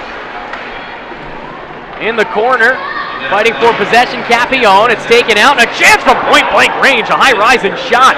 Top shelf where Mama hides the cookies, but unable to top the netminder DePippo was Erin Dwyer, as this one goes D to D from Dwyer to Lobes, and now getting possession here is Amanda Donahoe, as it's sent all the way in for Kempinen. Kempinen sees it intercepted and sent all the way down from Fallon. No icing, as chasing this one down first will be Avison. Burke leaves it, and Avison was the first to arrive on the scene, but she was skated over it, almost surprised to see that it was quite that easy. Yeah, that was an interesting tactic right there. I think she kind of faked out Lizzie, but I don't know if it was on purpose or not. Short-handed so far today. The Beacons have killed off both power plays they faced. Another opportunity here with 1:05 to go in that that one-man advantage with 50 seconds to go in the second period.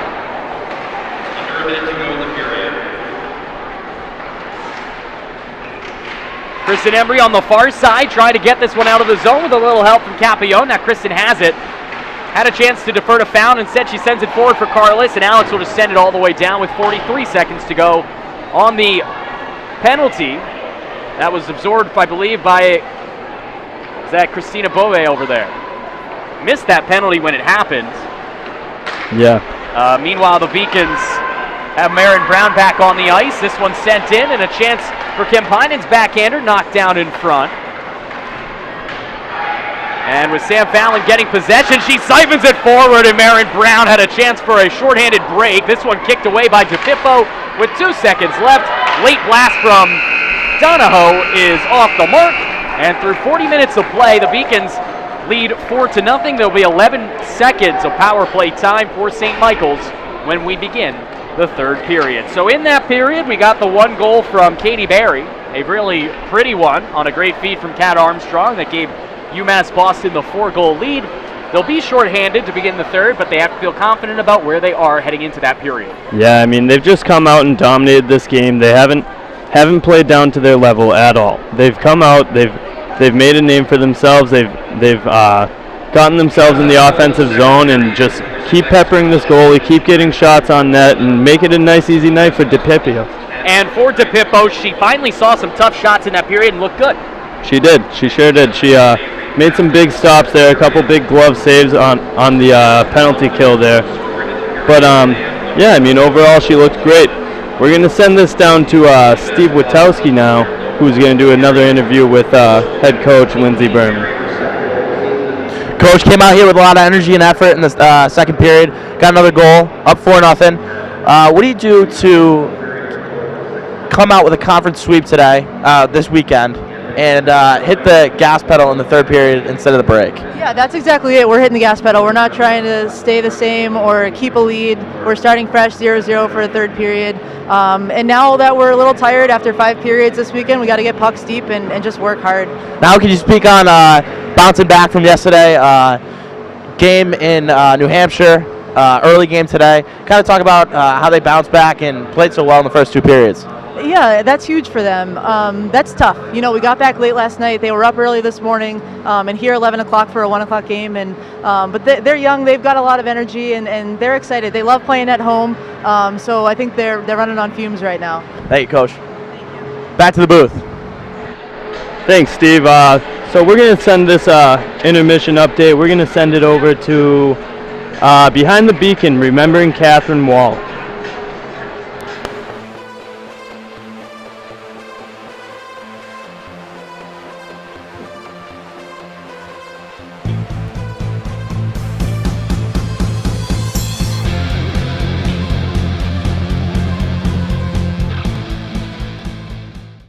It's not often that someone makes such a profound impact in such a short time. Yet in just a decade, Catherine Wall left a lasting mark on UMass Boston athletics. The 3-sport athlete and UMass Boston Hall of Famer was a star on and off the field for her 4 years with the Beacons as she journeyed back to be an assistant coach. Yet her time was cut short as she passed away this past September due to her third bout with breast cancer. Welcome back to another episode of Behind the Beacon. I'm your host, Haley Detton. This week, we honor Catherine Wall and look at what other teams are doing to honor her as well.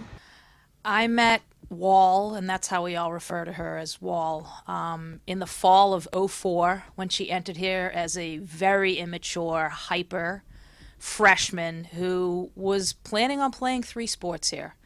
I didn't find out we were actually distantly related until she was entering her senior season. And to be honest with you, when I found that out, through a phone call from her mom and my mom, I thought to myself, oh, I'm related to the craziest kid at UMass Boston. But crazy in a fun way, because I love Catherine Wall.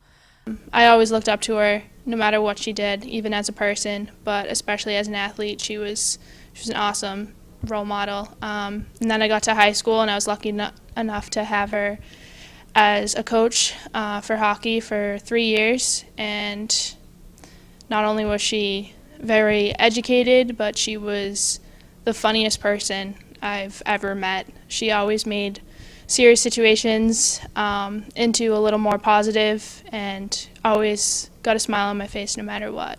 I've never coached a player as tough as her. What she went through to be on the field, the ice, and the softball field,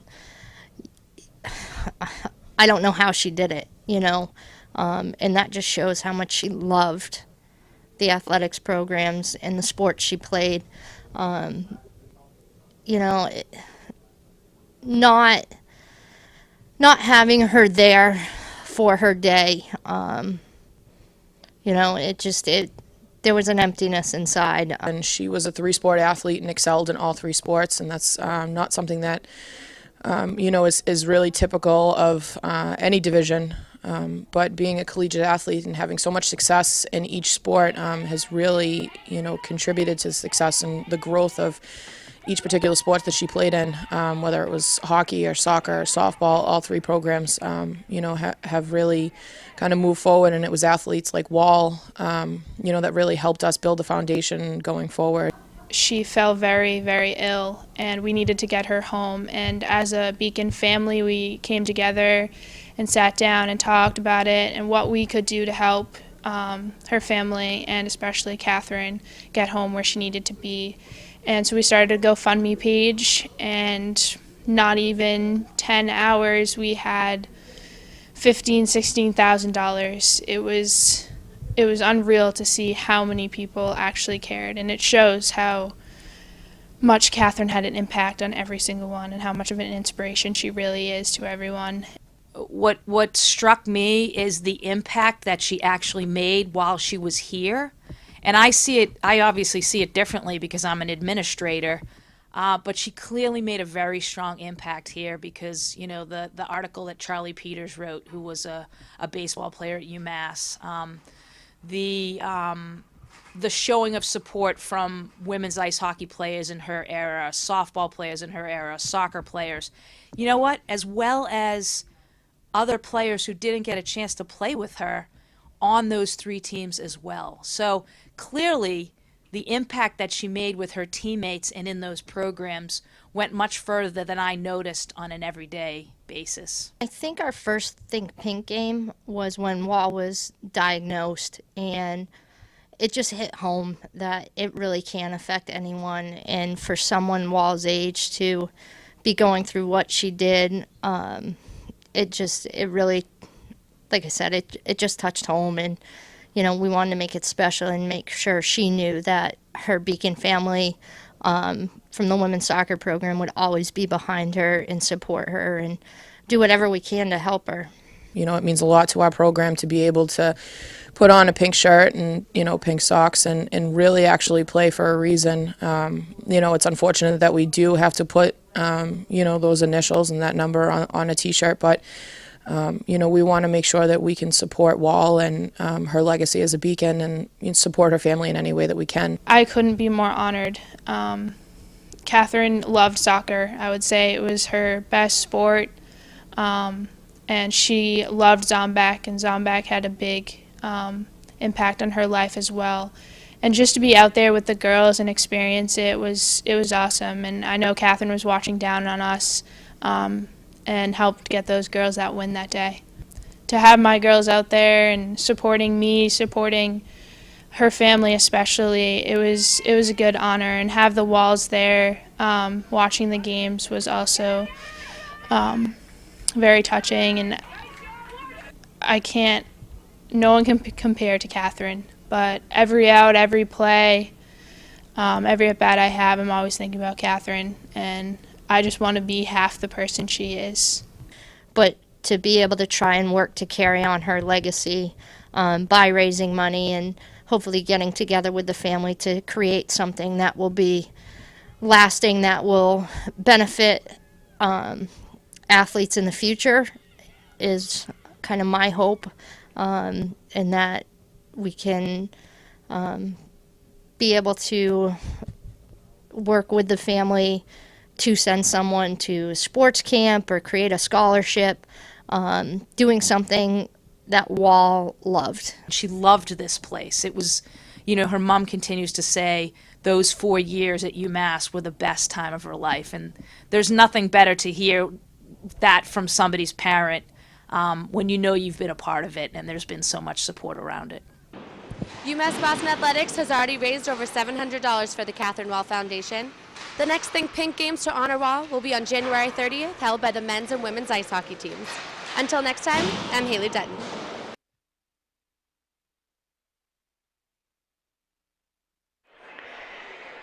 Welcome back into the broadcasting booth. I am John Skudras along with Carl Poss, and we are at the second intermission report between the Beacons and the St. Michael's Purple Knights. Coming into this game, we fully expected UMass Boston to dominate on the scoreboard. So far, up 4-0. Goals from Lizzie Avison, Jenny Curry, Katie Jetter, and Katie Barry. An assist as well for Jetter and 2 assists for Kat Armstrong today. So UMass Boston certainly dominating the performance, but Alyssa DePippo in that second period saw a little more action. 9 shots faced in that one, 12 overall. She's yet to allow a goal in her collegiate career. Yeah, she's looking good. I mean, the Beacons are doing exactly what we expect out of them against a team like St. Michael's. They're coming out, they're applying pressure, and they're keeping the shots to the outside for the most part. She only really had to make a couple saves from the slot area, but she did a great job on the ones from the outside where she had traffic in front of the net blocking her vision, but she's been able to find a way and stop everything that's come her way so far. An update on that penalty the Beacons are currently killing with 11 seconds remaining on it. It was on Jenny Curry for hitting after the whistle at 18-11, so that's why the Beacons were shorthanded and will remain so for the first 10 seconds of the third. Offensively, or rather at the face-off dot, the Beacons dominating, have won 27 of 41, especially in that second period. They did a very good job maintaining possession. And we talked about the special teams. Neither team have been able to crack through. Right now 0 for 3, although still 11 seconds on the third for St. Michael's, and 0 for 1 for the Beacons. They're still winning. but you'd like to eventually see this power play start to click. Yeah, I mean, it's something that you have to work on. It takes a ton of practice. I mean, it takes almost a full year sometimes for your team to find the right people on that power play, to find the right combination that's going to go out there and consistently apply pressure, move the puck around, and find those open shooting lanes to get some scoring opportunities. Our second period stats have been brought to you by Puritan Pizza, located at 735 Morrissey Boulevard, just minutes from campus. Puritan Pizza is home to the best pizza in town. Let's take a look at the highlights from the second period of play between UMass Boston and St. Michael's College. Early on, the Beacons on the power play were trying to cash in and extend the lead from 3-0 to 4. Nice save there from Burke going down into the butterfly. But then when the Beacons went shorthanded, it was the defenders who got in the way with a couple of nice blocks and then a beautiful save 5-on-3 here for young DePippo. Yeah, you see the puck getting moved around, and this is one of those ones I was talking about where she had a lot of pressure on her in front of the net, but she was able to find it. Yeah, absolutely. She makes another save here once the 5-on-3 subsided, and I think the Beacons killing off that 5-on-3 gave them a little momentum and led to this upcoming goal here from Katie Barry. A nice keep in with the glove from Armstrong, settles it down. Barry goes into the slot and has a wide open net after Burke over pursued Kat Armstrong on the near side, and that's where we stand right now through 40 minutes of play. UMass Boston leading by a score of 4-0. Let's take a look at the NEHC scoreboard for the women's side of things as we get a look here. The couple of games going on later this afternoon. One to keep an eye on, 7 p.m. Norwich against Castleton, two undefeated squads taking off from Castleton University. If the Beacons win today, which it looks like they will, there'll only be a game behind that loser of that game, with games against those teams coming on up. So, Carl, the Beacons, despite a hectic first half, coaching changes, some injuries, they're very much right in the thick of things and controlling their own destiny to win this conference. Yeah, I mean, if you look at it, and if Castleton was to beat Norwich today, they would be 6-1-1. Norwich would be 7-1-0. So if UMass could come out and beat Castleton, which is their next game, I believe, I mean, they'd be able to hop right into that. They'd all be tied for, Castleton would have 2 losses and UMass Boston would have 2 losses. They'd all be right in the hunt for that number 1 spot. They would, and as I mentioned earlier, the Beacons don't play a non-conference opponent the rest of the way, so everything is in their hands. They take on Salve Regina next Friday before coming back home to take on Castleton on Saturday afternoon. I believe I'm doing that broadcast, so I'm excited for that. Manhattanville College the following week and Norwich University. So back-to-back weeks, all playing these teams that are right in the thick of things on the upper half of the NEHC standings.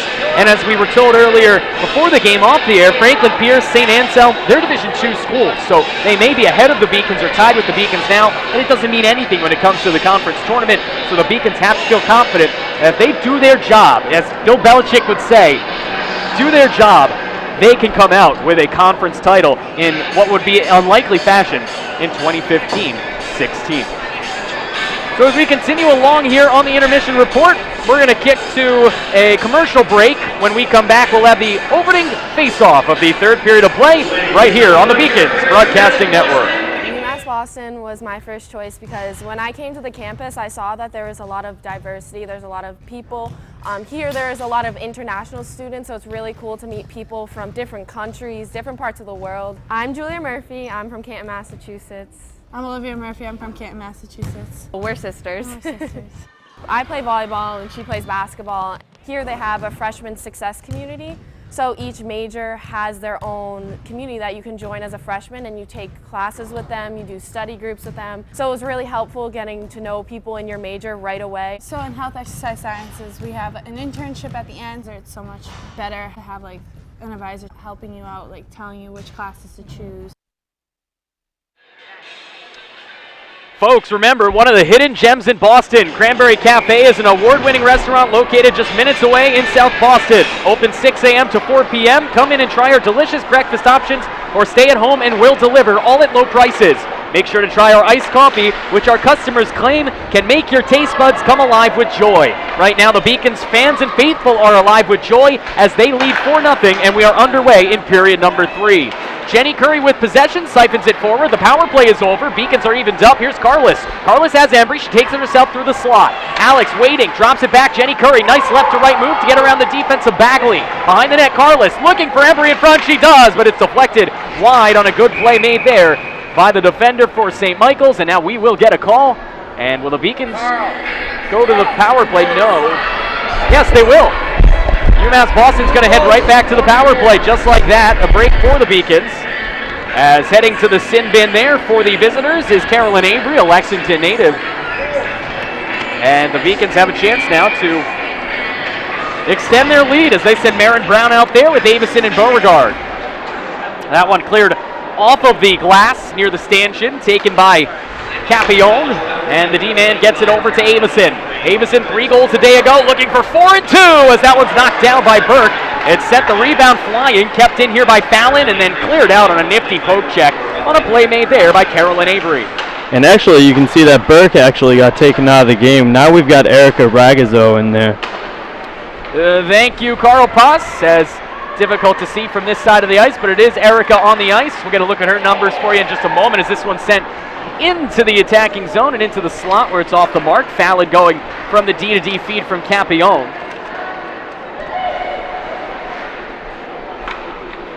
As this one comes to the point for a shot from the point from Sam Fallon and denied by Erica Ragazzo. Erica has made 2 appearances so far this season. She's actually performed better over the short time frame than Abby Burke, a .932 save percentage. No record. She's stopped 41 of 44 shots she's faced, so she has not gotten a lot of playing time. Now Abby Burke getting pulled from this game. I'm a little surprised. She didn't play poorly at all.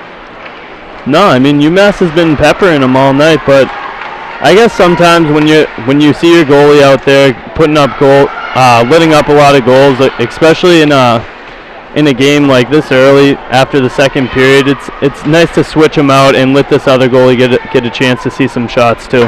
Jetter D to D for Armstrong. Armstrong down low for Embry. Embry with possession gets it fisted back towards the sideboard. She sends it to Carlos, back for Kristen. Native of Colorado finds Alex Carlos, partner in crime over the middle to Jetter, and this one eventually cleared with 35 seconds to go on the power play. Ragazzo at 5'4", a junior from Mansfield, Massachusetts, and an alumnus of Ursuline Academy, as this one's gloved by Erica, and with Kat Armstrong bearing in, she'll hold with 28 seconds left in the power play. Yeah, she's looked pretty confident there so far. She looked a little shaky on her first shot, lit up a little rebound, but the last 2, she's stopped them, held them right there.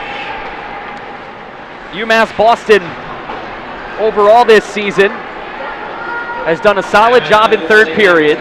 We'll see if that continues as they remain on the power play. Ragazzo on the year, a player who has only played in 166 minutes, so she's been dwarfed by the starter Burke. We'll see what that leads to here as the power play is over. Near side, Capillon down low, finds Marin Brown. Brown off the sideboards, back to Alexa at the top of the point. She comes down low again. Power play's over, but the Beacons maintain possession in the attacking zone before it's siphoned away from Brown and fisted around the end boards by Avery. Behind the net, here is Athena Akiki as she sends it up forward for Loeb, who sends it on out of harm's way by way of Kempinen. Sent all the way in by Capillon, chased after here by Beauvais as she gets into the crease here, and this one right for Bianchini, but her backhanded feed from a bad angle is off the mark. Allie with possession in the corner, looking for help. She instead sends this one towards Marin Brown, but it's blocked down in front by Akiki and eventually cleared to neutral ice. Sending it all the way in is Avery. Forward line change for both teams, as Kayla Smith gets the puck on her stick and eventually defers to Capillon. Capillon will tip this one near side for Bianchini to send it all the way in. This will be no icing, as chasing this one down is Kayla Smith. Backhand feed intercepted, but both Beacons went after the puck, and unable to come up with it was Krauser or Jetter, or rather Armstrong, as there's Bianchini firing it in. Knuckler waffle boarded away there by Ragazzo, and behind the net it's taken by St. Michael's. Yeah, and we've seen a lot of these really bad defensive zone passes by by St. Michael's. I mean, we saw Burke do it earlier, leaving that puck behind the net for Lizzie Avison. There was just another interception there by the Beacons too. I mean, they just got to figure it out in the defensive end and make these breakout passes. Right out in front, and the opportunity for St. Michael's. A penalty is coming up here on Moritz, as an opportunity from point-blank range off a nifty feed. It looked like the pass found Tori Dinger, and she was unable to put it home. But luckily for the St. Michael's Purple Knights, at the very least, they'll have a 2-minute advantage out of it. Yeah, let's see if they can get something going in the offensive zone here. They've had troubles getting the puck to the net all night, although on their power plays they haven't looked too bad. I mean, they've been getting these shots from the point, and I think they might have a chance here. See what happens as this face-off is won by the Purple Knights. Back to the point it comes for Witwicky. Her shot from the point is blocked down by Carlos, who excels at that feat, as this one's sent all the way down by Alex, and the Beacons will chase. 5 minutes into the third period, UMass Boston leads 4-0. Along with Carl Poss, I am John Skudras, right here on the Beacons Broadcasting Network. Carlos fists this one out of the possession of the St. Michael's defender, as that was Akiki losing it and then having to chase after it was Witwicky. Barry moves this one forward. Here's Kempinen. Kempinen dumps it down for Dwyer. Back for Amanda Kempinen. She can't get her stick on it cleanly as Fallon ties it up. Dwyer back to the point. Waiting, taking the shot there was Akiki, but it's blocked out of harm's way by Carlos, who heads to the bench. And Carlos is one of those players who is just fantastic on the penalty kill. She's brings a lot of energy out there, and she stays in position, is always blocking shots and making the right play. She's a very good heads-up player out there. Offsides called moments ago on St. Michael's. Takes the face-off out of the zone, and then the face-off win by St. Michael's leads them all the way back behind their own net. Jenny Curry harassing the defender there. That was Brianna Galvin.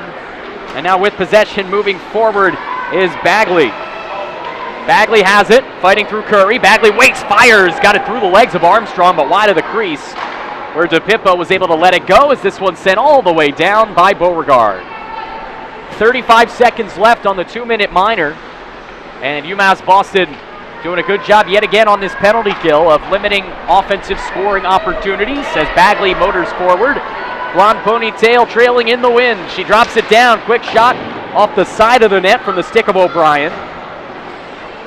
To the point now, an opportunity for Donahoe. Donahoe defers for an opportunity for Deneen, but she loses control of the puck without any pressure on her.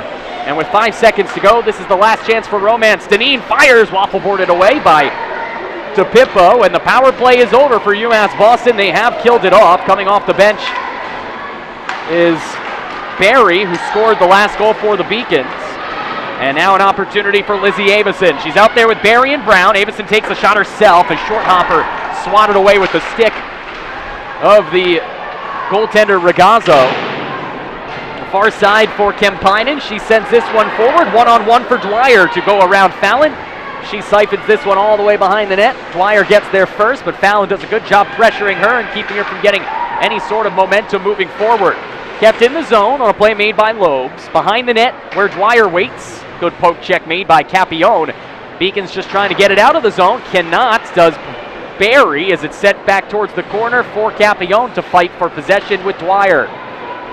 Marin Brown gets it around Kempinen. Backhanded out of the zone by Avison. And Lizzie will go for a line change as this one hits the red line. Taken in again by Loeb. Emily backhands it in, and the full line change coming up for the Purple Knights as both teams have fresh legs. 12:10 to go, third period of play. Fisted forward by Christina Bove, and now taken at neutral ice and moved forward in here by number 17, Ashley Deneen. Beacons doing a good job pressuring the attacker once they get into the zone, and now an opportunity to move in, but surrounded by Beacons there was Brenna Galvin, and the Beacons will get possession. Kayla Smith off the corner board, taken by Sam Fallon, and Sam can regroup and move forward. Yeah, you see the Beacons, they always keep them to the outside when they're entering the zone. That last rush was the only one that went up the middle, but they stopped that quickly. For the most part, they've just been keeping the puck to the outside this whole game, which has paid dividends towards their success. certainly has, is moving forward is Galvin. Galvin 2-on-2 out there. Loses control of the puck. Good poke check made by Smith. Playing defense was the centerman. And now the Beacons see Bove move forward. She's got Bianchini. Waits takes the shot, and that one was partially deflected wide. And with 11:10 to go in the third period, here come the Purple Knights to counter. Back and forth action here in the third. Losing control there was Sullivan. Eventually it trickles right into the slot, and a great chance for the first goal of the game. That from the stick of Catherine O'Brien, but poked away on a good defensive play by the Beacons. Yeah, great job getting that active stick in there and breaking up that play. It would have been a tough save for absolutely for DePippo. DePippo. And meanwhile, on the other side, Embry coming on in with an opportunity to score, but she lost control, and she had an opportunity there 2-on-1, but couldn't settle it down. Out there along with Curry, and it looks like Maren Brown still out there on this shift. Sent behind the net where Curry will have to reverse her course and chase, but unfortunately unable to get there before Donahoe, who sends it forward. And motoring up ice with possession was Ashley Deneen. Here's Loeb, playing a lot of minutes, does Emily. One of the captains of this young St. Michael's squad. She penetrates the defense, but no one was home on the near side dot. Swatted to keep in by Kemppainen. Another captain on the visiting St. Michael's Purple Knights. And with less than 10 minutes to go, we are past the halfway point of the third period in a 4-0 game. Along with Carl Pass, I am John Skudris. Now Kaylee Beauregard's got wheels. She's outnumbered, puts on the brakes, has a wide open cutter in Avison, but unable to hit her on the stride. Avison then slaps that one in off the sideboards, deflected away with the stick. Ragazzo so far has been perfect in the third period. Down low, an opportunity for the Beacons. That's Moritz sending it into the crease, but diving out to cover it up and resulting in a face-off is Ragazzo. 9:31 to go, still 4-0 Beacons on the Beacons Broadcasting Network. Yeah, and Avison is just hungry for the puck there. You see her coming into the zone, tapping her stick on the ice, trying to get that puck over to her just a little bit in front of her. Face-off won by UMass Boston. Galucci's able to get it over to Armstrong, who sends it off the sideboards and careening around the end boards to be taken in and moved forward here by Barry. Barry turns it over, though, on the far side, and it will come all the way to neutral ice, where it's taken by Ariel Galucci. She tries to backhand it out of harm's way. Instead, it's turned over and sent into the crease by Spillhouse, but Kaylee missed the net. And then a collision there, resulting in a penalty coming on up on the visiting Purple Knights. So we'll get a penalty for checking on Tori Dinger. You can't do that in the women's game, and the native of Norwell will head to the sin bin for 2. And once again, you see Katie Berry making an impact out there. She drew that penalty right there, and now she's back to the bench. 9:04 left. The Beacons with an opportunity to get the power play going here. They already have one power play goal. Face-off will be taken by Carlos. 1 to Embry. Kristen fists it back towards the point where Curry has it. Curry down low. Embry looking for the net, and she scores! Kristen Embry, her second of the year, her 7th of her illustrious career in 65 games. And the junior from Highlands Ranch, Colorado, has made it 5-0 UMass Boston.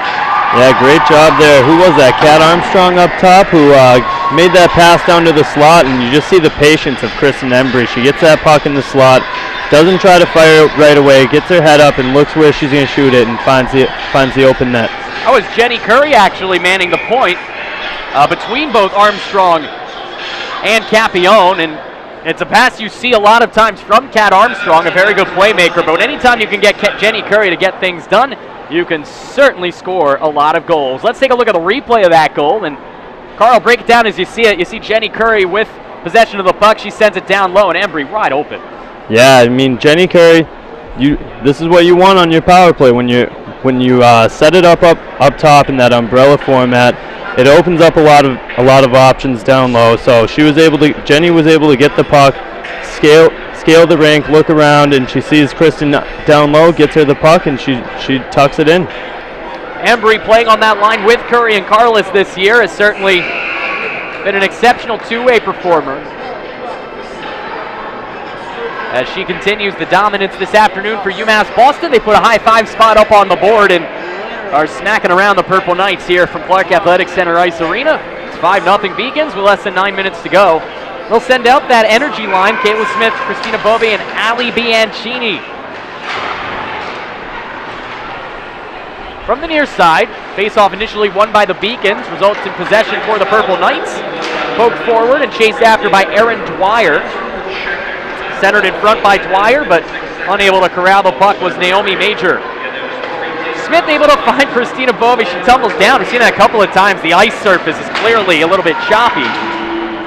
Yeah, especially in that center ice area. That's twice we've seen someone fall down there. Either that or we have ghosts. Regardless, the Beacons behind the net. Kat Armstrong has possession. 8:18 to go. Backhanded feed. Looking to find Jeter, and she does. Katie lost possession and sent down. No icing as this trickled through the wickets of a visiting Purple Knight.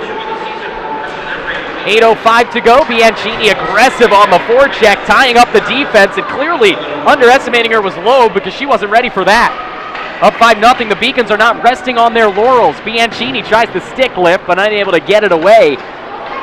And now moving forward with possession there was number 12, Jillian Witwicky. Behind the net, Fallon's able to find Capio, and Alexa puts the brakes on, pirouettes around, and goes back behind the net with 7:35 left. Avison fighting for it. It's sent right in front of the netminder. DePippo to be taken by Fallon. Now moving forward with possession is number 14, Kaylee Beauregard. Beauregard out there.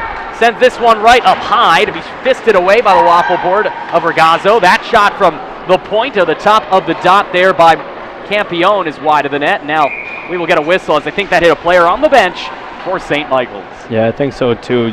That shift you saw a lot from Kaylee Beauregard. You see that speed that she has going up the sideboards there. That helps her out a lot with this line. I mean, they have a lot of speed with Beauregard and Brown, and then of course, you've got Lizzie, who's been red hot lately, scoring a lot of goals. Beacons have to feel good about their future. A player like Kaylee Beauregard, just a freshman out of Detroit, already 9 points coming in 15 games, and she had an assist earlier on a goal by Lizzie Avison. Now 10 points in 16 games. This just her first year playing collegiate hockey. Meanwhile, backhand fist in there by Barry. She's got a goal. And now this is knocked out at neutral ice and sent all the way in there by Ariel Gallucci. Embry just scored moments ago. She finds Carlis. Carlis, bad angle shot, blocked out in front. Alex will take this herself, backhanded behind into the corner for Embry. And now D-to-D feed for Armstrong from Gallucci. Armstrong, nifty move to get around the D, finds Carlis, takes the shot, deflected up and into the netting. Beacons will get a face-off remaining in the attacking zone. So with 6:19 left, Carl, Beacons so far on their way, it appears, to another win. Yeah, I mean, they're doing a great job. This is all they got to do for the rest of the game is kind of just play keep away from St. Mike's. Of course, you want to, I mean, you always want to score goals on goals, but at this point in the game, you're up big. You kind of just got to keep playing good defensive hockey, and if the goals come, they come. Beacons in the attacking zone for the majority of this game, certainly here in the third period with 6 minutes left. Moving on up with possession is Galvin. Galvin goes around Fallon and chases after this one into the corner. Skates over the puck, and eventually Carlis is able to send it towards Embry. Kristen around the defense, skating far side, careens it off the corner boards where it's kept in there by Loeb. Emily looking for some assistance in front of the net, but yet again, St. Michael's continues to struggle to get anything going offensively. Embry backhands it in. St. Michael's has just one goal since December 6th. So it's certainly been a while since they've been able to get anything going. Here is a chance for the Beacons behind the net with possession, Kayla Smith. Smith to the far side. Around the circle she comes. Backhands it towards towards Ali Bianchini. Bianchini tried to defer to the defender, but Capione couldn't keep it in. Still a good play by Alexa to tie up the stick of Kempinen. Here's Fallon. Backhander for Bianchini off the mark. Ali had to just poke it into the corner with 5 minutes even to go in the regulation time of this game.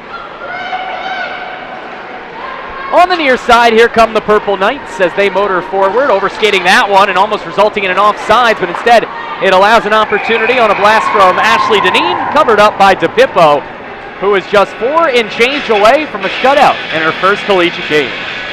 Yeah, and it's kind of starting to look like she might get one. Yeah, I mean, you haven't seen much offensively coming from St. Michael's at all today. Haven't really seen any very hard shots except for the couple on the power play earlier. And a chance right here in front off the wraparound try by Bagley. Almost a second chance on the rebound, but unable to get there in time was Carolyn Avery, as this one's kept into the zone by Akiki.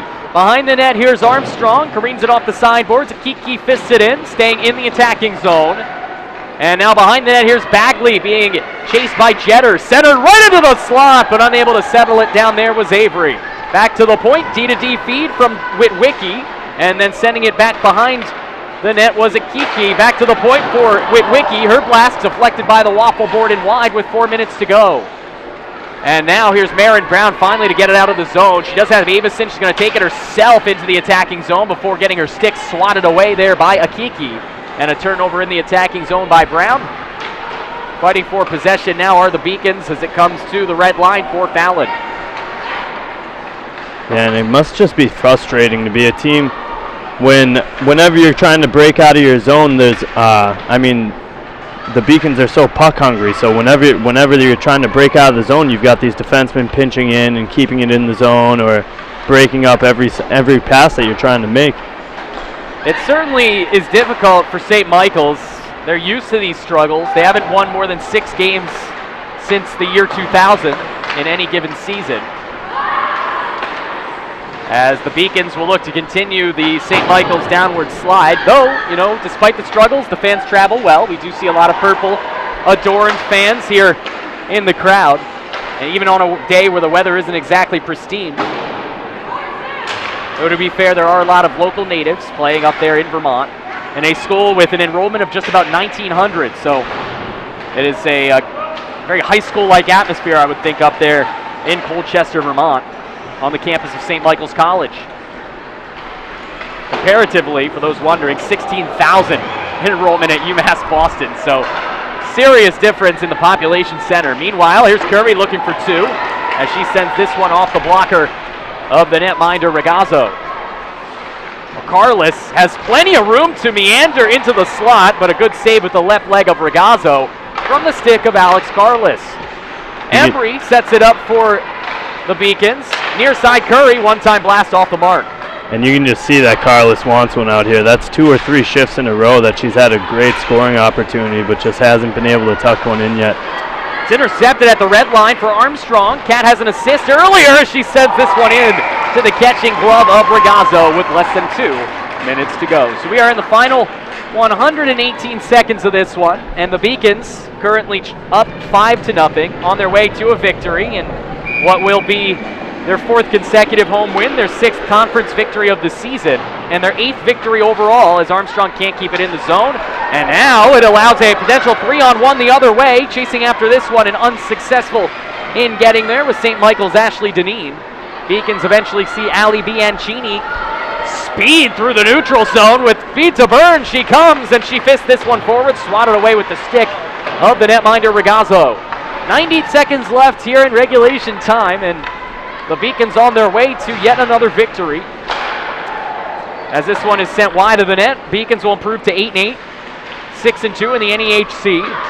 St. Michael's will succumb to 3-11-1, 1-7 in conference play. Deneen's blast partially deflected by Armstrong wide of the net. Pinching in is Loeb to send it all the way around. That was actually Kempinen. Loeb is on the ice. She's the one that just tried to check that one away from Bianchini, and then Allie sees that one trickle off the referee, and she was frustrated on that. Motoring in now with a backhander is Dwyer. That one wide of the net. Less than a minute to go here in regulation time, as the Beacons will win, and a collision there between Marin Brown and one of the Purple Knights, as this one is backhanded by Dwyer right into the glove-catching mid of DePippo for a face-off with 42 seconds left. Like you said, it's looking like DePippo's going to get this shutout in her first ever collegiate start. Good for her. Congratulations. Yeah, and you have to think that's exactly what Coach Berman was thinking when she started her, knowing this is a team that does not put a lot of pressure on the net. And right just as we say it, a second chance opportunity from the net mouth scramble. But game is DePippo to deny.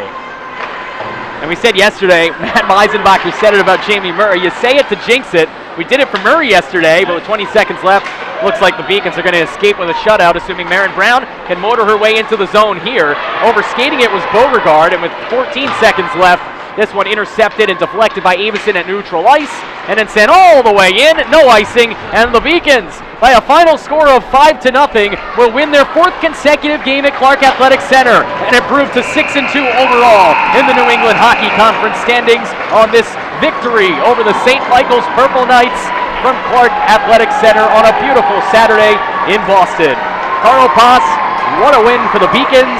The first shutout in the first collegiate appearance for Alyssa DePippo. And now they're playing a team that may be inferior talent-wise, but a shutout is a shutout, and that has to feel good. Yes, definitely. It's great to see that DePippo got the shutout. But furthermore, I mean, you see the Beacons work on things that they've been struggling with. They've been struggling with scoring. They've been struggling on the power play. Tonight, they were able to put up 5 goals, and they scored 2 power play goals. So, I mean, it's a job well done by the Beacons. Yeah, Beacons got ahead early by a couple of goals in the first period. Jenny Curry got it going with a breakaway tally. We'll have all of that and more on the post-game show when we return. UMass Boston overcomes a back-to-back performance, a win last night against New England College, and a win today at home against St. Michael's. The final score, the Beacons 5, the Purple Nuts 0, right here on the Beacons Broadcasting Network.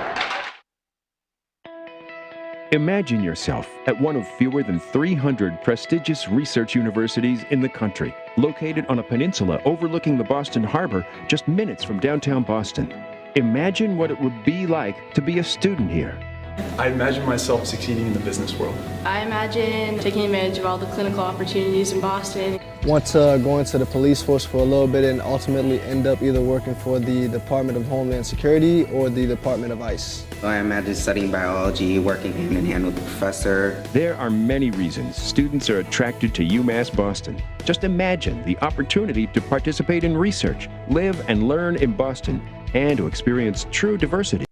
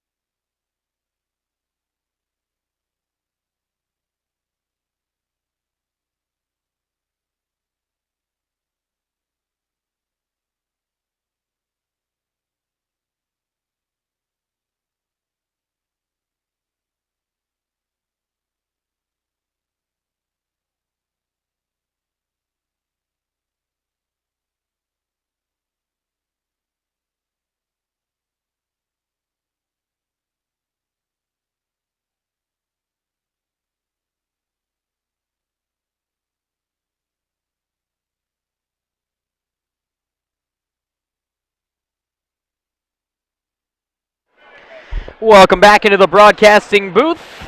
Carl Pass has left the building. I am John Skudras. We'll get you all the action as well as an interview with Lindsey Berman coming on up on the post-game show. UMass Boston, an impressive victory here today over the visitors from St. Michael's College by a final score of 5-0. UMass Boston getting their 4th consecutive victory here at home, their 6th win in the conference to improve to 6-2 overall. And if we can get a chance to see what's up next and we can go looking ahead here on the post-game show, we'll get an opportunity to see what's coming on up for the Beacons after this game. It's going to be a critical stretch because they only play conference opponents. You see it there. Salve Regina is right behind the Beacons in the standings coming into today's action. And then you get Castleton University, who's tied atop the division standings and an undefeated record as they head into a matchup at home against Norwich tonight. A home game against Manhattanville College, another conference opponent, then leads into another big game against currently undefeated Norwich after that. So 2 of the next 4 games are against undefeated foes in the conference, and every game the rest of the way against conference opponents, as the Beacons will look to get a big finish to a spectacular 2015-16 campaign.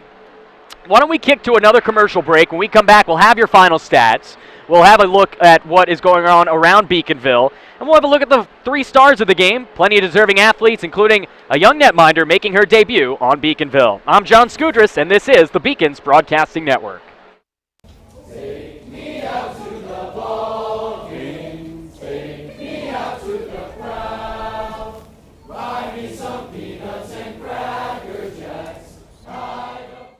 the UMass Boston Beacons baseball team, who went 23-15 this year and have consistently been a leader in their conference without having a home field to play on. That will change next season. I am so happy and excited to join Boston College High School and your wonderful president to celebrate this symbol of our institution's friendship as well as our shared commitment to this special neighborhood. Not only are we thrilled to be building a new ballpark with our neighboring teams and for all of our neighboring teams, but we could not be happier to provide more space. It's not just for us, Father Monin. It's for the youth of Dorchester and South Boston to be able to play as well. So your field will be used by quite a few of us for so many wonderful things. But my hope is that the sound of the bat, that's so irresistible to us at Fenway Park, will echo through this field and will call further together the academic communities of BC High and of UMB, but especially that it will call together the youthful neighborhood communities of boys and girls who are awaiting it so eagerly. I can't wait to put those shovels in the ground. Thank you.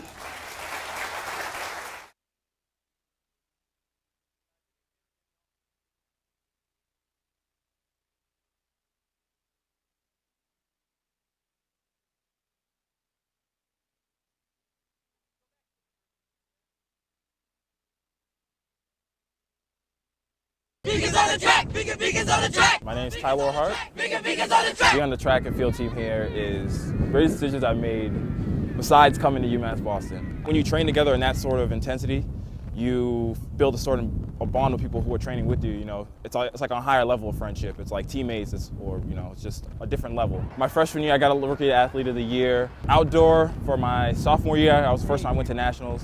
When I jump, it's a little difficult considering I have hereditary disorder known as amblyopia. There we go. It's pretty much just a partial blindness in the left eye. The best way to describe it is if you have decent prescriptions for contact lenses, you take one of the lenses out, and then you put your hand over the eye with that lens. That's my vision. I rely more on my steps as opposed to my visual perception of how far away the bar is.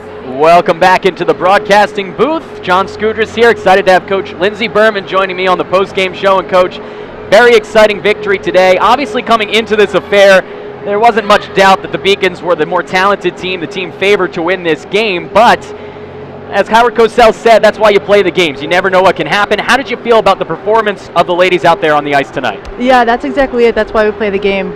We don't overlook anything. But I thought we played really well. They worked really hard, and we knew that it was going to be tough to bounce back coming back late last night. But I said it just in the locker room, I think it was a complete team effort, which is awesome. Absolutely. And for your young goalie, Alyssa DePippo, starting her first ever game, you had to feel good about the way she played. Obviously didn't face a ton of shots, but some of the more difficult ones that she needed to make, she did, and gets a first career shutout in her first game. What'd you say to her after the game? Yeah, the kid works so hard. She's got a smile on her face every day, and she deserved this start. She deserved this shutout. Our defenseman didn't make it easy for her. She was tested quite a few times, but she handled it very well, and we're really happy with the way she played. Absolutely, and it's got to feel good seeing early in that game you guys got the early fast break, the breakaway tally for Jenny Curry. And now you have Kayla Smith back, which really makes you able to roll those three scoring lines over and over, give you guys an extra punch on that third line. Talk a little bit about Kayla Smith coming back here and what she's meant. She hasn't really gotten on the scoreboard, but the energy that she brings is exquisite. Yeah, the energy she brings in the poise. She slows the game down. She doesn't force any passes. She knows where to be in the defensive zone. She brings so much depth. Just that one kid brings a ton of depth for us. And she'll get one. She's right there, and I think it's frustrating because she is right there, but the more she plays, I think the more it'll fall for us. So we're really happy that she's back. Big win for you guys against a team at the bottom of your conference. A lot of conference games coming up, including matchups against the undefeated conference foes of Castleton and Norwich, who actually battled today, this evening in Castleton. Talk a little bit about what you have on your plate coming up and how critical these next few weeks are going to be. Yeah, critical is an understatement, and our guys know it, luckily. So they're huge. Every point in this league is going to be huge for us. And like we talked about before, there isn't really a top and a bottom anymore. Every night's a game. So yeah, we're looking forward to next Friday already. So yeah, we're excited. As are we here on the Beacons Broadcasting Network. Coach Berman, great victory. Good luck the rest of the way. Thank you. That's Coach Lindsey Berman here on the Beacons Broadcasting Network. When we come back, we'll have an interview with the star of the game, and a rightful one. First time in net, first shutout for Alyssa DePippo. That's up next right here on the Beacons Broadcasting Network. Paris changed my life, and I got there through UMass. Those very specific seminal moments in Paris, the subway. A man in a tuxedo walked in, and a woman in a long gown, and it was stunning. It all hit me. It was like a lightning bolt. There was this world of beauty and style that I wanted to be a part of. That was the beginning of the journey. And that all came through the University of Massachusetts. And that was really a key moment for me. That's one of those moments you never forget. I'm a Division III student athlete, and I know how powerful words can be. The term gay doesn't mean stupid, lame, or less than. So I pledge to speak up if I hear the term gay used in a derogatory way or any other homophobic terms. If you can play in Division III. I'm a Division III student athlete, and my teammates unconditionally accepted me as part of their family. So now I pledge to do the same for others. If you can play in Division III. Welcome back into the broadcasting booth here on the post-game show. A 5-0 Beacons victory, and I'm very happy to be joined by the winning goaltender, Alyssa DePippo. And Alyssa, a native of the Steel City, you come in here in your first ever collegiate game. You're taking on a St. Michael's team that obviously has struggled this year to put the puck in the net, but you know that you're going to be tested by their shooters. How did you feel today from the first period through the third period? I felt great. The team did their job. We played 60 minutes, which is good. I did my job. It was overall a great game and great weekend. We got 4 points out of it. Absolutely, and you guys have a lot of games coming on up against tough foes, so winning games against teams like St. Michael's is critical. These conference games are always important when it comes to the tournament at the end of the year. Now, you growing up here, playing collegiately now, talk about your journey and how much hard work you've had to put in to get to this level of collegiate hockey and to get a shutout here in your first ever collegiate game. You know, you play every game and you just work as hard as you can, and you just try and, you know, you stop the puck. That's all, really. It's all instinctual once you get to this level for Alyssa DePippo and company. Now, for you, at the end of that game, getting your first shutout, what did Coach Berman say to you? Did she congratulate you? What was her praise to you? Yeah, she was happy. She said, "Great job," and got a game puck out of it. There you go. Yeah, but it was a team effort, and the team deserves a lot of the credit. It certainly was. Now, you're coming from Pittsburgh, Pennsylvania, coming up here to Boston, Massachusetts. Obviously, you're a little used to weather like this, the cold and the snow. What made you decide to come to UMass, and why are you choosing to continue your talents on the ice here? Just to play hockey, really. It's a great school. I love the location. And actually, the senior goalie from last year, Mo, brought me up here. Mo Bradley, yeah, she was a phenomenal goalie, and we certainly miss her skills, but you know what? We're going to have you for 4 years, and from the taste of the first talent we got here today, it's going to be exquisite. One more for you. You picked a major yet here on the Beaconville? Yeah, engineering. Engineering, yeah. So not only good between the pipes and in the crease, also good in the classroom, kids. Stay in school. That's what we tell you here on the Beacons Broadcasting Network. Alyssa, absolutely thrilled from your first victory. Congratulations. Thank you. That's Alyssa DePippo, a shutout in her opening debut. We're going to go to a break here on the Beacons Broadcasting Network. When we come back, we'll wrap it all up, take a look at the 3 stars. I'll give you a hint. She's one of them, right here on the Beacons Broadcasting Network. Cheer for the stumbles. That he should have had that. And the tears that linger. For in those moments, greatness lies. There, you will find the provoked, the determined, the unified. It's in those moments that champions are born.